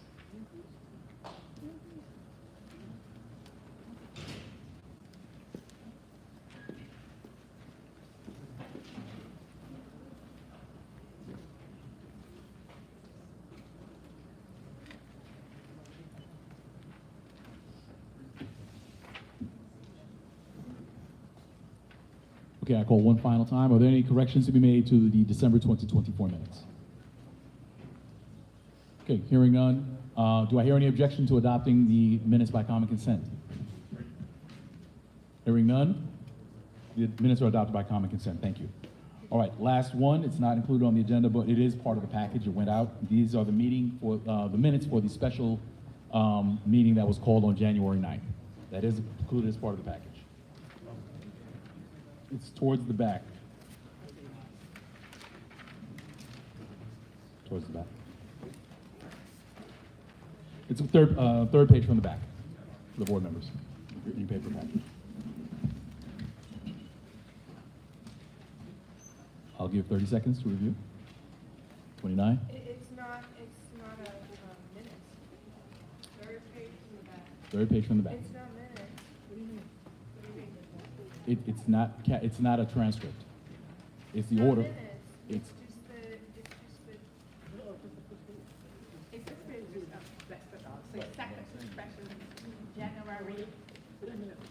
right. January 19th? There was one action item, which was the amended resolution with the vote count. It was a limited purpose meeting, one action item only. Right.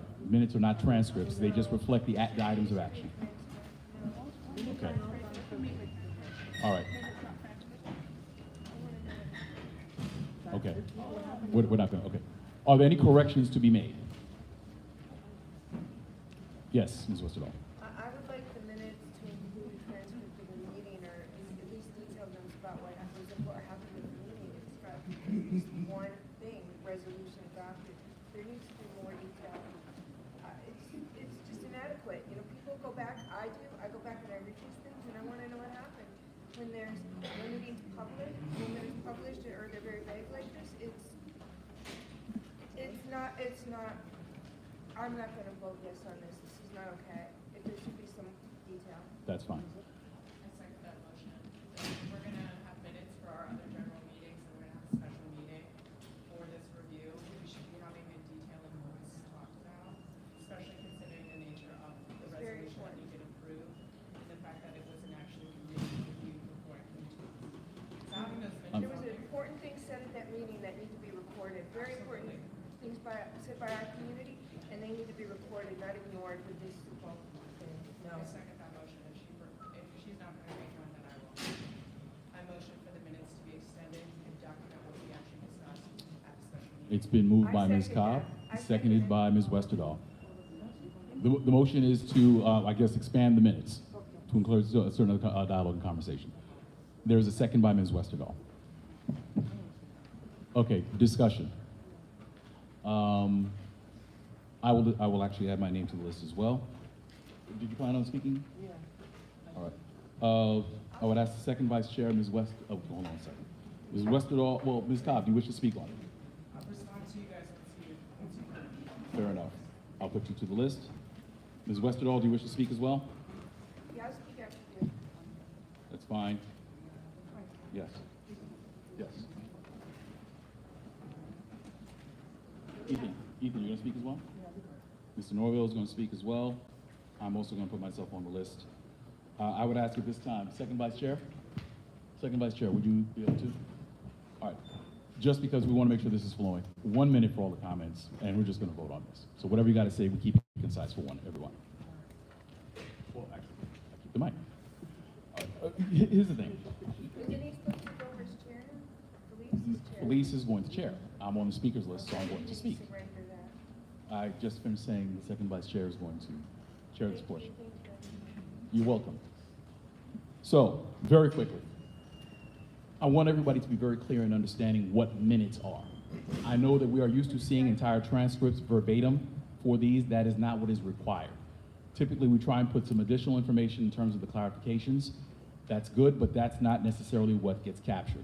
What is required to be captured is what are the actions we did.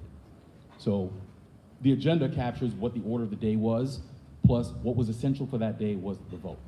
We don't put in minutes necessarily, well, this is amended, that was amended, this went down, and this went down, and that went down, and this went down, and this went down, and everything like that. Not specifically relevant.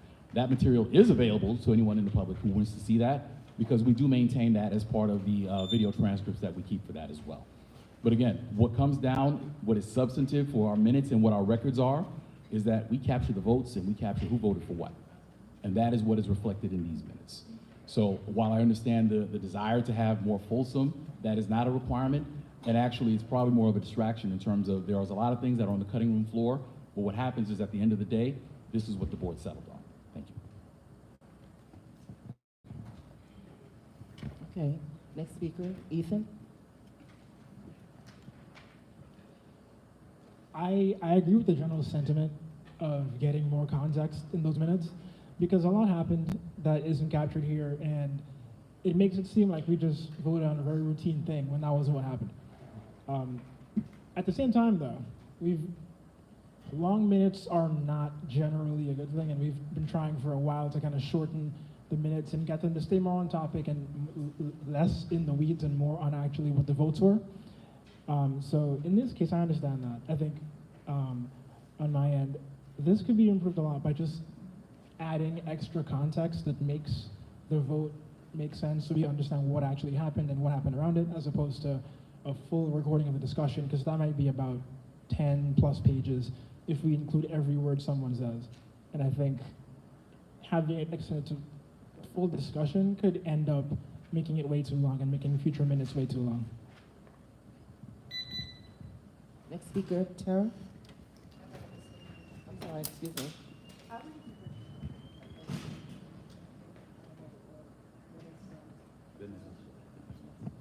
It is. It is, okay. Yeah, I just want to remind everybody that housing is one of our hotly contested topics. And this is a record. This is a public record for the city for any one of us to reference back to. Having that record detail what we speak about, considering that the other minutes for the other board meetings are 5 pages long with extenuous details, I think we can apply that consistency to our special meetings, considering that in a title, it is special. So in a special circumstance, we're going to take the special chance of going the extra mile and creating a record and document for all of us to have, including developers and other community members moving forward. Thank you.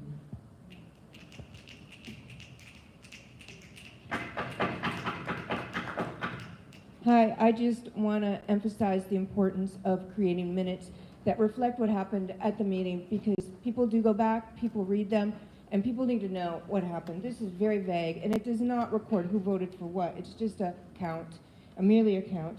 So it's important to know what happened at that meeting, what was said, what was done, and not just a basic vote, because it's important to record our history. And we cannot rely on YouTube. YouTube may disappear tomorrow, for all we know, and with the way things are going. So let's make some records, and let's make them count.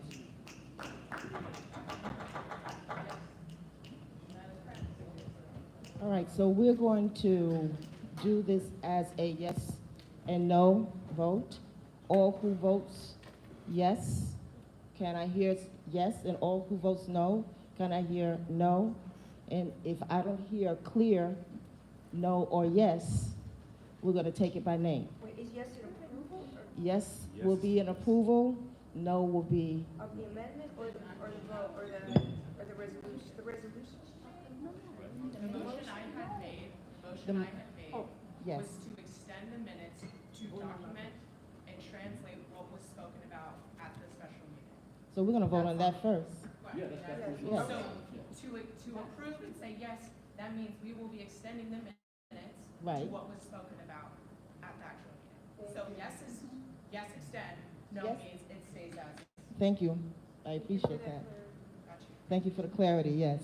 So yes will be to extend the minutes. She's essentially saying to table the minutes until Right. further development, right? Right. I did not say table. No, what we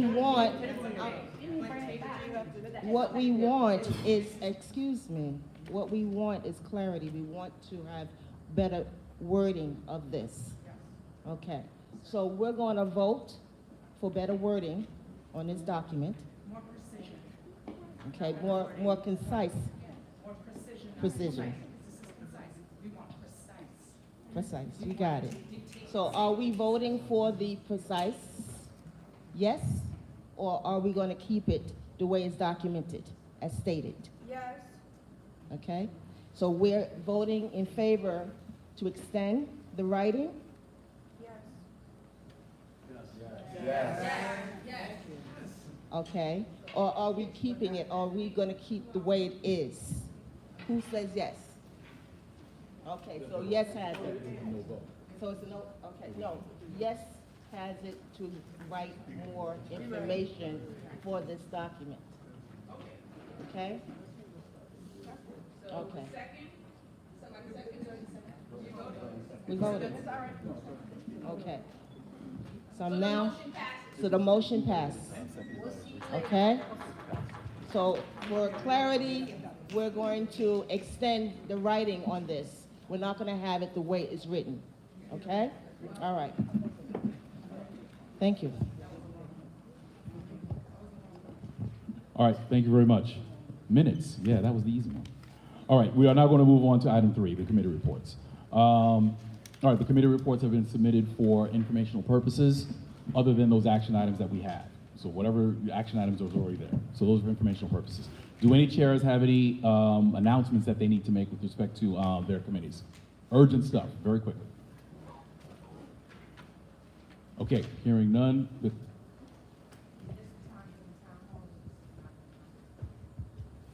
You know what? This is probably the best time for the town hall. Let's make the announcement very quickly. We can add to the voting announcement. Very quickly.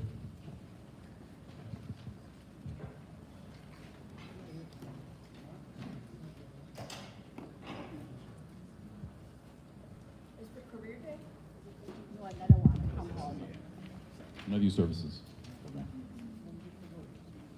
I'm sorry, education. Hi, everybody. I'm Soul Query, official name Nicole Query, and I am the chair of the Education and Library Committee. And I wanted to bring up something because we wanted to have an education-focused town hall meeting on April 5th, and we wanted to have it focused on best practices in education. How can we help public schools address the education gap? So that's something that we wanted to bring up, and because we want to work on things as soon as possible, we wanted to make sure that this is something that the general body would be happy to have come to and support. We're hoping to have like maybe 150 to 200 people, possibly at Clara Barton or Prospect Heights High School in our area.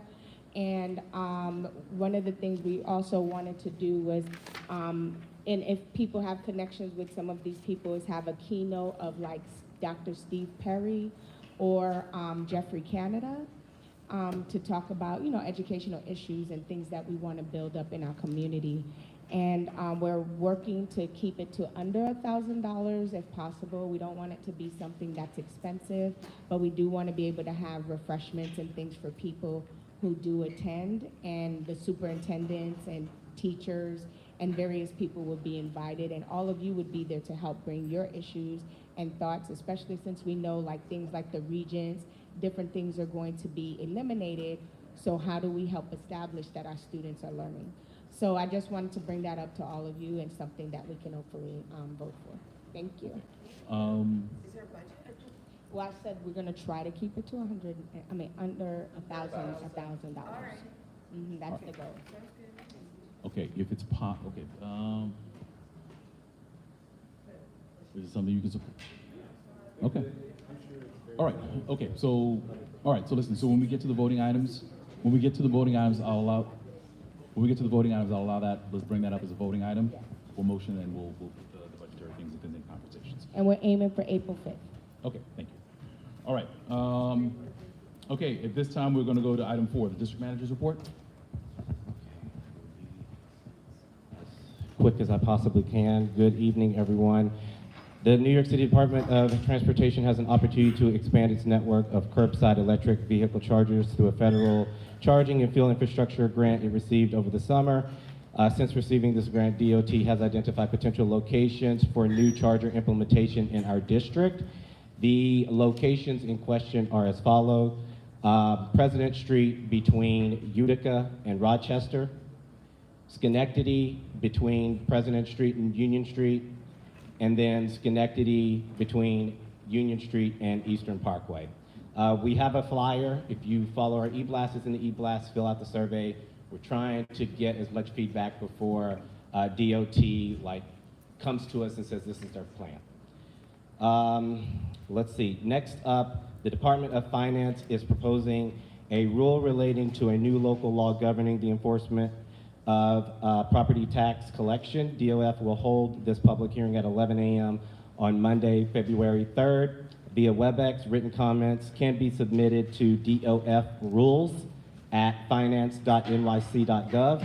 This proposed rule would establish how qualified property owners can renew a property tax hardship installment agreement through self-certification of income and primary residence, apply for the removal of a tax lien sale, and appeal a denial of an application for removal, and demonstrate that they are qualified for a tax lien certificate surcharge waiver, and apply for a program that allows the property owner to participate in the Department of Finance Preservation Track program.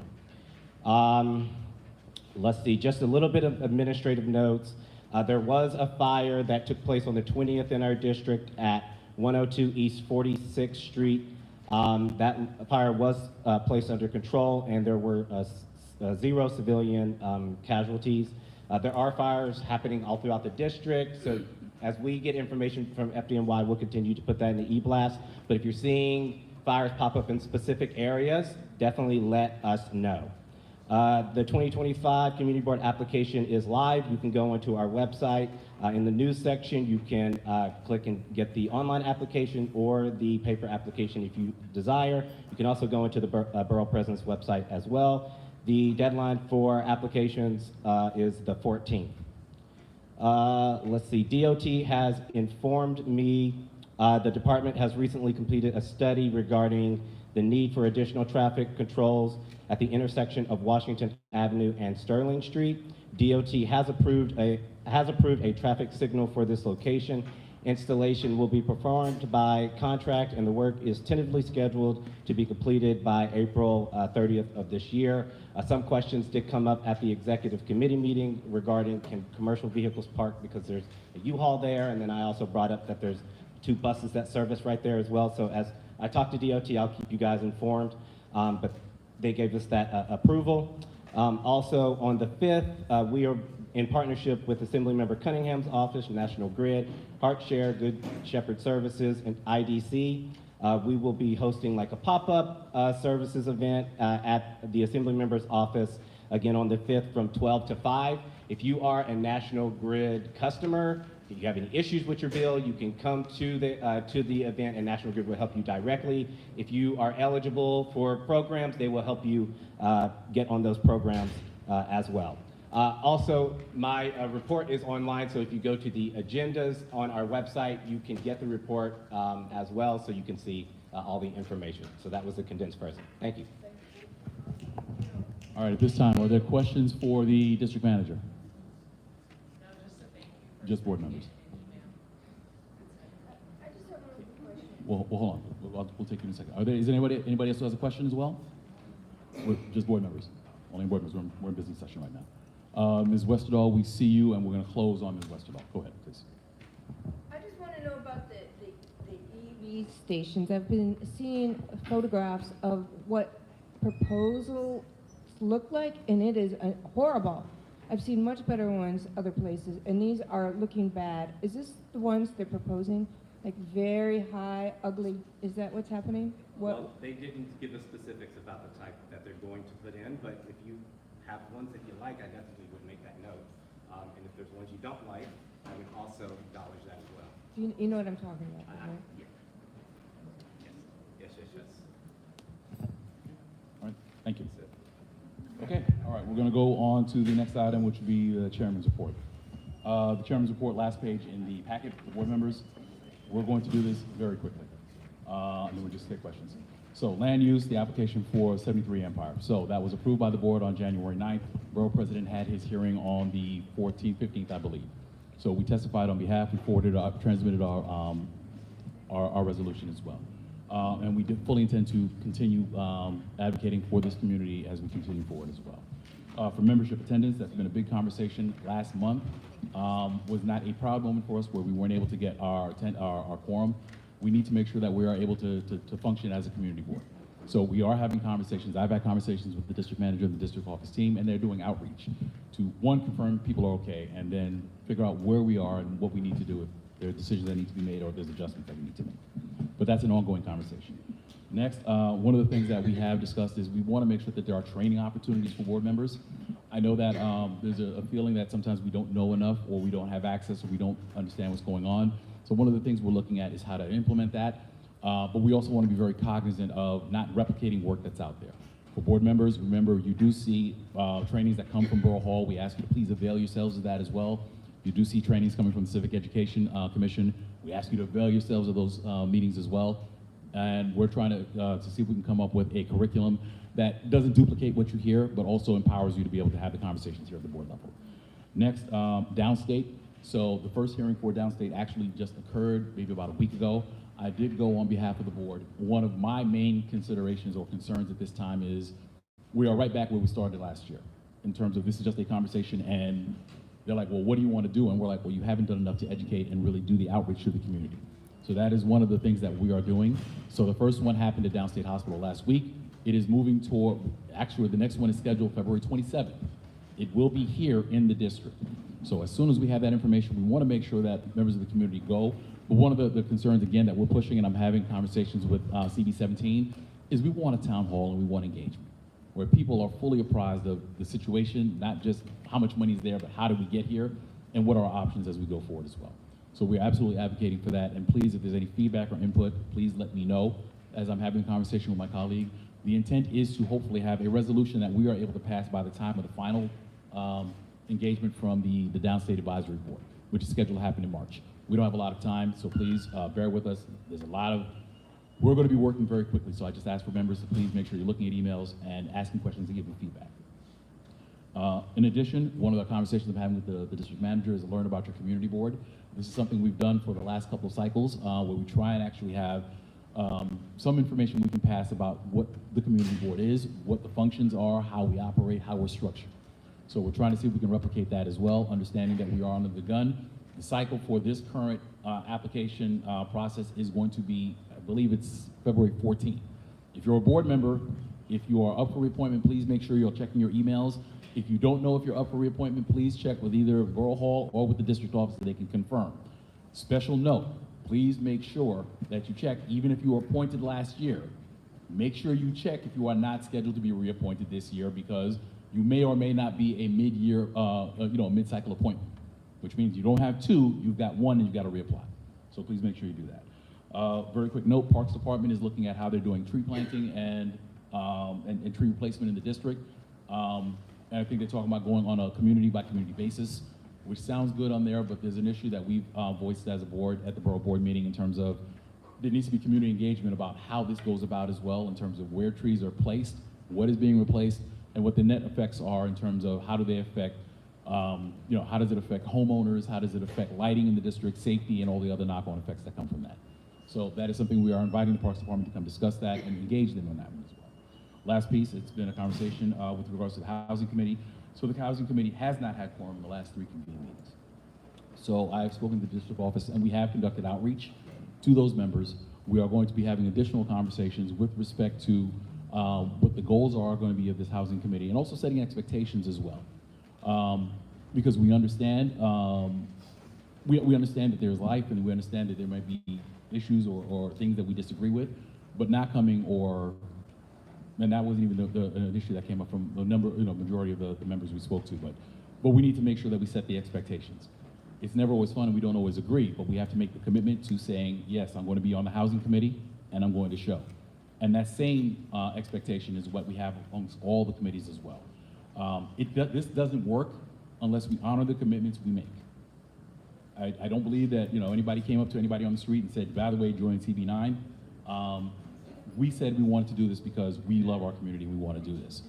But then the other piece of that comes, then we've got to respect that commitment and the commitment that everybody else is making as well. So we've got to show up. And I want to be very clear. The reaction from this leadership team is not that off with your head the minute we see that you can't make a meeting or two, but we want to balance that by, one, making sure people are okay, because I understand life happens and people have experiences. We're all human beings. It happens. But again, we want to make sure that the communication is happening and we're doing what we need to do. That completes that. No action items. I will take questions. Okay, Ms. Etienne, I see you. Mr. Christensen, I see you. Are there any other questions? Seeing none, we'll close on Mr. Christensen. Ms. Etienne.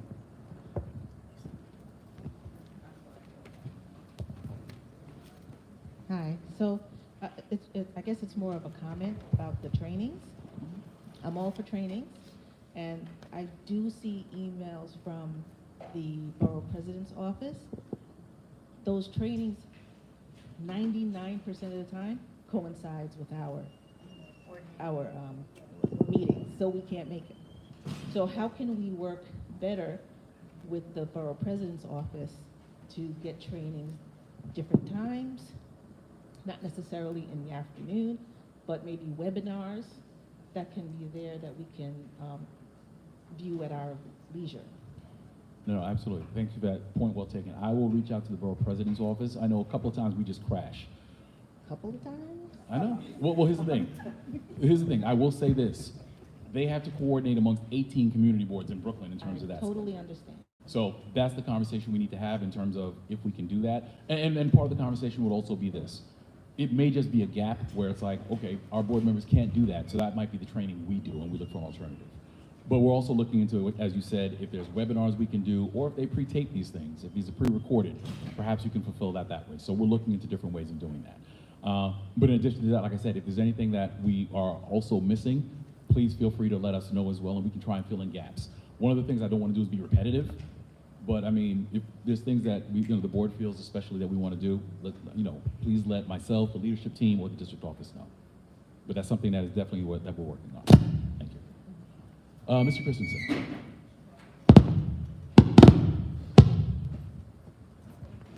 Fred, regarding the downtown hearing, could you comment on two things? One is how the attendance at it, and secondly, the announcement at the outset of it about the status of deficit. No, thank you very much for that. Okay, so I think it's very important that we say that as well. The announcement made at the outset is that they are not closing Downstate. So Downstate is not closing, that's coming from the governor's office. So that is great, that is fantastic. And there are $750 million that are being allocated to the project to Downstate. That's nice, that's great. But part of the problem has always been, it's not necessarily, and this is me editorializing just a little bit. If I didn't answer the question, just move back. The second was about the attendance at the hearing. Could you let people know? Yes, the attended. I mean, it was very well attended. It was extremely well attended. I don't think we had a lot from our side of the district. That might have been the only thing. But it's going to be critical, and that's why now that it's going to be in the CB9 next month, we want to make sure that residents show up and and that we're actually making sure we're being heard.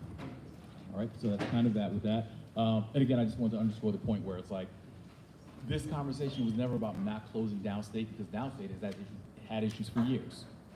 So we want to make sure that this is a conversation about how do we shore up Downstate, how do we build it up to something that addresses the health needs in the community, that is a vital part of the health network in Brooklyn.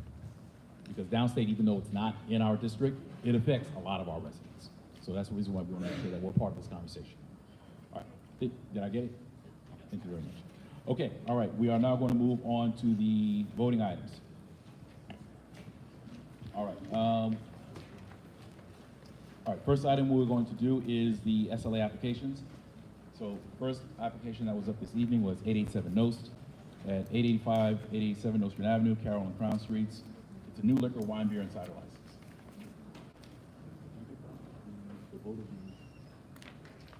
The recommendation of the committee. Yes. I'm going to read the recommendation from the minutes. Which minutes would you send? It was actually December Friday. meeting. The minutes December. weren't there today on the website. And they've been posted. Since I complained. Thank you. Yes, this is But for I haven't read them. 887 Nost. Right. So the recommendation. The minutes posted. They never posted the minutes from the safety committee meeting, so I was looking for them. They weren't posted, but they were apparently posted today. I complained, they posted them. And they've been posted, yes, so Everybody can thank read you. them, but it's unfortunate we could not And research thank you very the much, Ms. minutes. Westerdahl, but we're going to go back to the order. What meeting was We're going to go, this is the December meeting. This was voted at the December meeting. So the motion was to approve the recommend application for 887 Nost for the new liquor wine beer cider license with stipulation that the closing time is no later than 2 a.m. So that's what was adopted for the vote of the board. And it's been forwarded before the board this evening. Right. Was those minutes approved by the safety committee? The minutes will be approved December was approved at January. What those minutes? They were approved at the January meeting. At the January meeting, correct. Right. Okay, and let me be very clear. 3 months, no.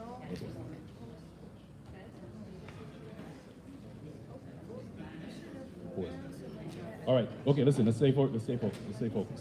So the recommendation was for the approval with the 2 a.m. time stop. This is a very, very big conversation in the committee, and I know that there was a lot of feeling with respect to the 4 a.m. time piece.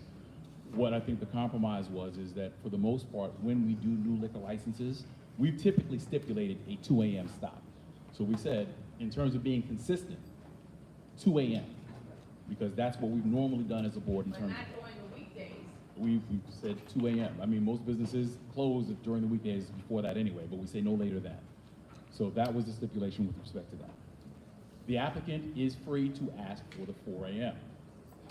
But our recommendation is, if this is going through, a stipulation of 2 a.m., and that is going to be a conversation that has to be had with the SLA. And I want it to be very clear as well. Our recommendation is not binding. So we run the risk, if we look unreasonable and we're saying, okay, well, listen, you can serve liquor for 2 hours at SLA, they can say that board is bugging. We're going to move this along very quickly. They can say that, okay, that's being very unreasonable and you lose any leverage you have with this application and anything else. All right, so I wanted to make sure that's very clear. So this is the recommendation that's been moved by the executive committee. At this time, we will take unreadiness. Is there anyone who wishes to discuss this motion? Ms. Westerdahl, I see. We have to keep it very brief because we gotta get out of here. Ms. Westerdahl? Anyone, hold on. Anyone else wish to speak? Suki? And who else?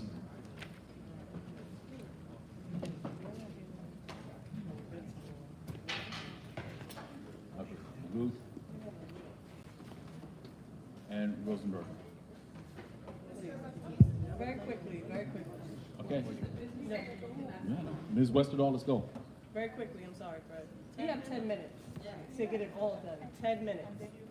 I want to amend the motion to have the no liquor service until after 5 p.m. and when school is open. Motion on the floor to. Second. It's been seconded, thank you.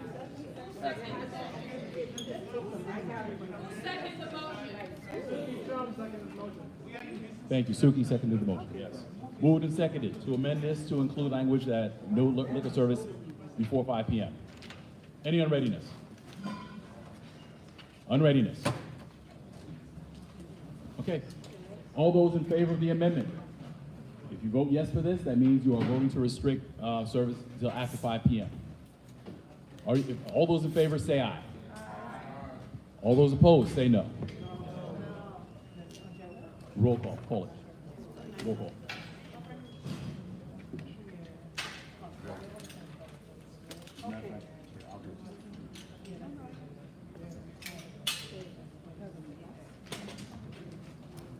Voting yes means that you're voting for this motion 5 p.m. service. Go.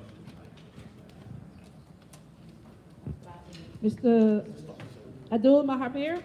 School days. Pardon me? School days. No.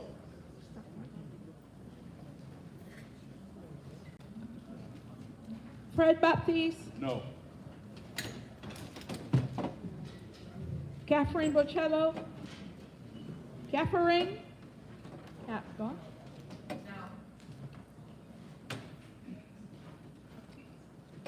Suki Chow? Kendall Christensen? Johnny Cobb? Say my name? Yes. Jolie? Yeah. Yes, for your vote? motion on the floor is to amend this to no liquor service before 5 p.m. Yes, thank you. So, Clary?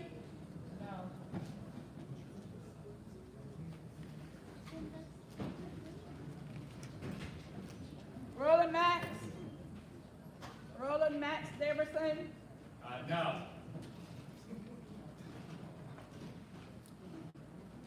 Lisa Etienne?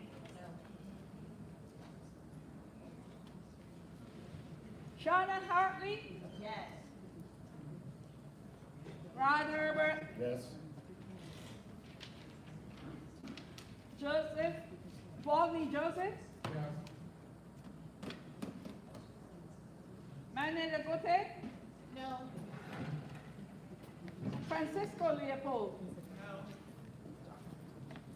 Letrin Movina? No.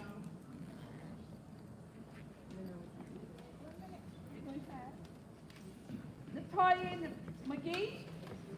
Natalia McGee?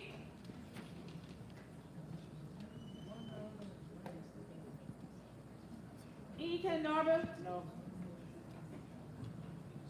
Yankee Pearson?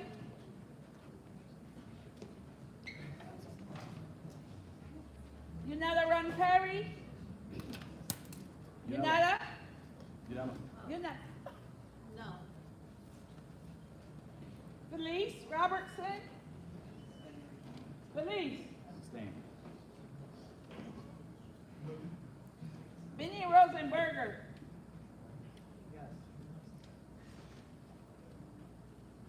Melissa Severe? Melissa?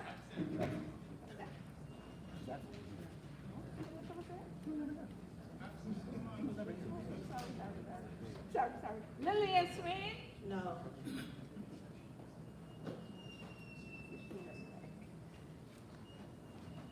Christine Thomas Barrington? No. Joshua Thomas Serrano? Debbie Timothy? No. Linda Watson Lord? No.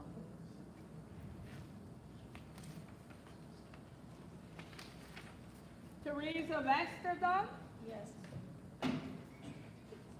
Lorianne Worsley? She stepped away. Come back. Okay, I'll come back. Hold on. Let me just. Yes, we have others.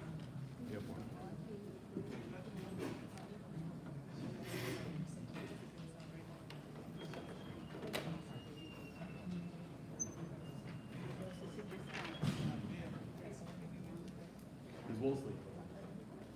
Ms. Wolseley. The vote is on to approve the amendment to this, the amendment to have liquor service no earlier than 5 o'clock, 5 p.m. Liquor, no earlier than 5 p.m. On school days. On school days. On school days.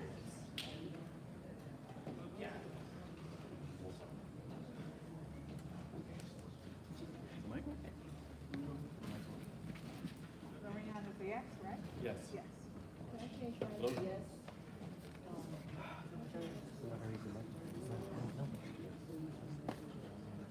Where Miss Police? Put them in trouble. All right. All right, listen. We need to do these two motions very quickly. There's going to be two, we're going to do two of them very quickly.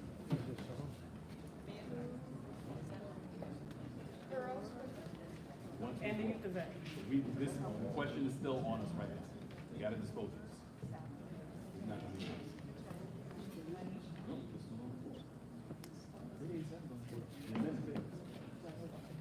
Now we gotta vote. Do me a favor, go to the back, so that every packet. All right, everyone, I need everyone to make sure, let's listen up. We're going to get the result of this. Anyone with this, go back to the original resolution. Yes, we have to do this very quickly, very quick. Okay, so the noes, 9 noes. That's not. Sorry. 17 noes, 9 yes. So the noes have it. Okay, so how many yes? 9, 9 yes, how many no's? 17. 17 no's. Quorum. The motion fails. The motion fails. So, We are now going to go back to the original question. The recommendation of the committee was the approval with a 2 a.m. stipulation for closure. We are now going to call. All right. Listen, I'm going to ask the members at this point. I think there were a couple of people who had said, we got to get out of here. Are you going to forego your comments this time so we can just get to the vote? This motion is on the floor. All right. Okay, so we are going to call the question at this time. All those in favor of the resolution, please say aye. Aye. All those opposed, please say no. No. Call the roll. We can make this harder. Yes. Yeah. Mr. Baptiste, can you just repeat the resolution for me? That one I'm not clear on. The resolution is to approve the SLA application with a stipulation of a 2 a.m. closure. But the opening, because I've given a questionnaire about. You cannot talk during the business session. Why are you allowed to talk during the business session? Speak over others. No. Okay, hold on. We're going to, the secretary, hold on. The secretary is going to call, members, listen up. The secretary is going to call the roll. Man, this is that sidebar right here. Let's talk real quick. Let's talk over here real quick. This is for the recommendation. We got to do this. The resolution on the floor to adopt the recommendation.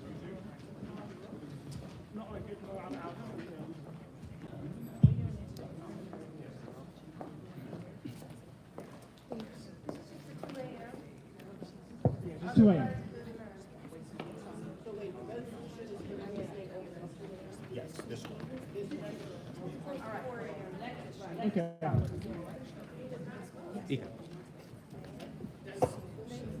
You ready? Adu?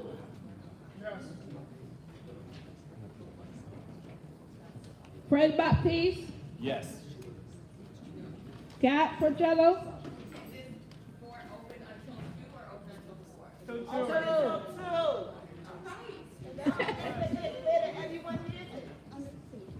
Chuck? Kat? Suki Chow?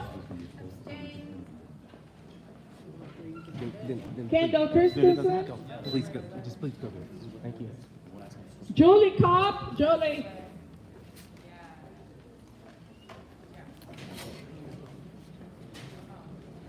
Soul? Yes.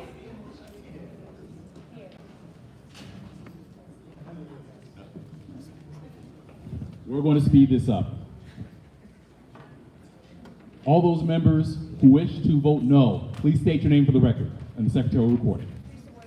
Teresa Westerdahl, Lori Ann Wolseley, I see Ms. Hartley, I see Mr. Rosenberger. Who else wishes to vote no? That's it, motion carries. Okay, anyone who wishes to abstain, please state your name for the record. Suki Chong, anyone else wish to abstain?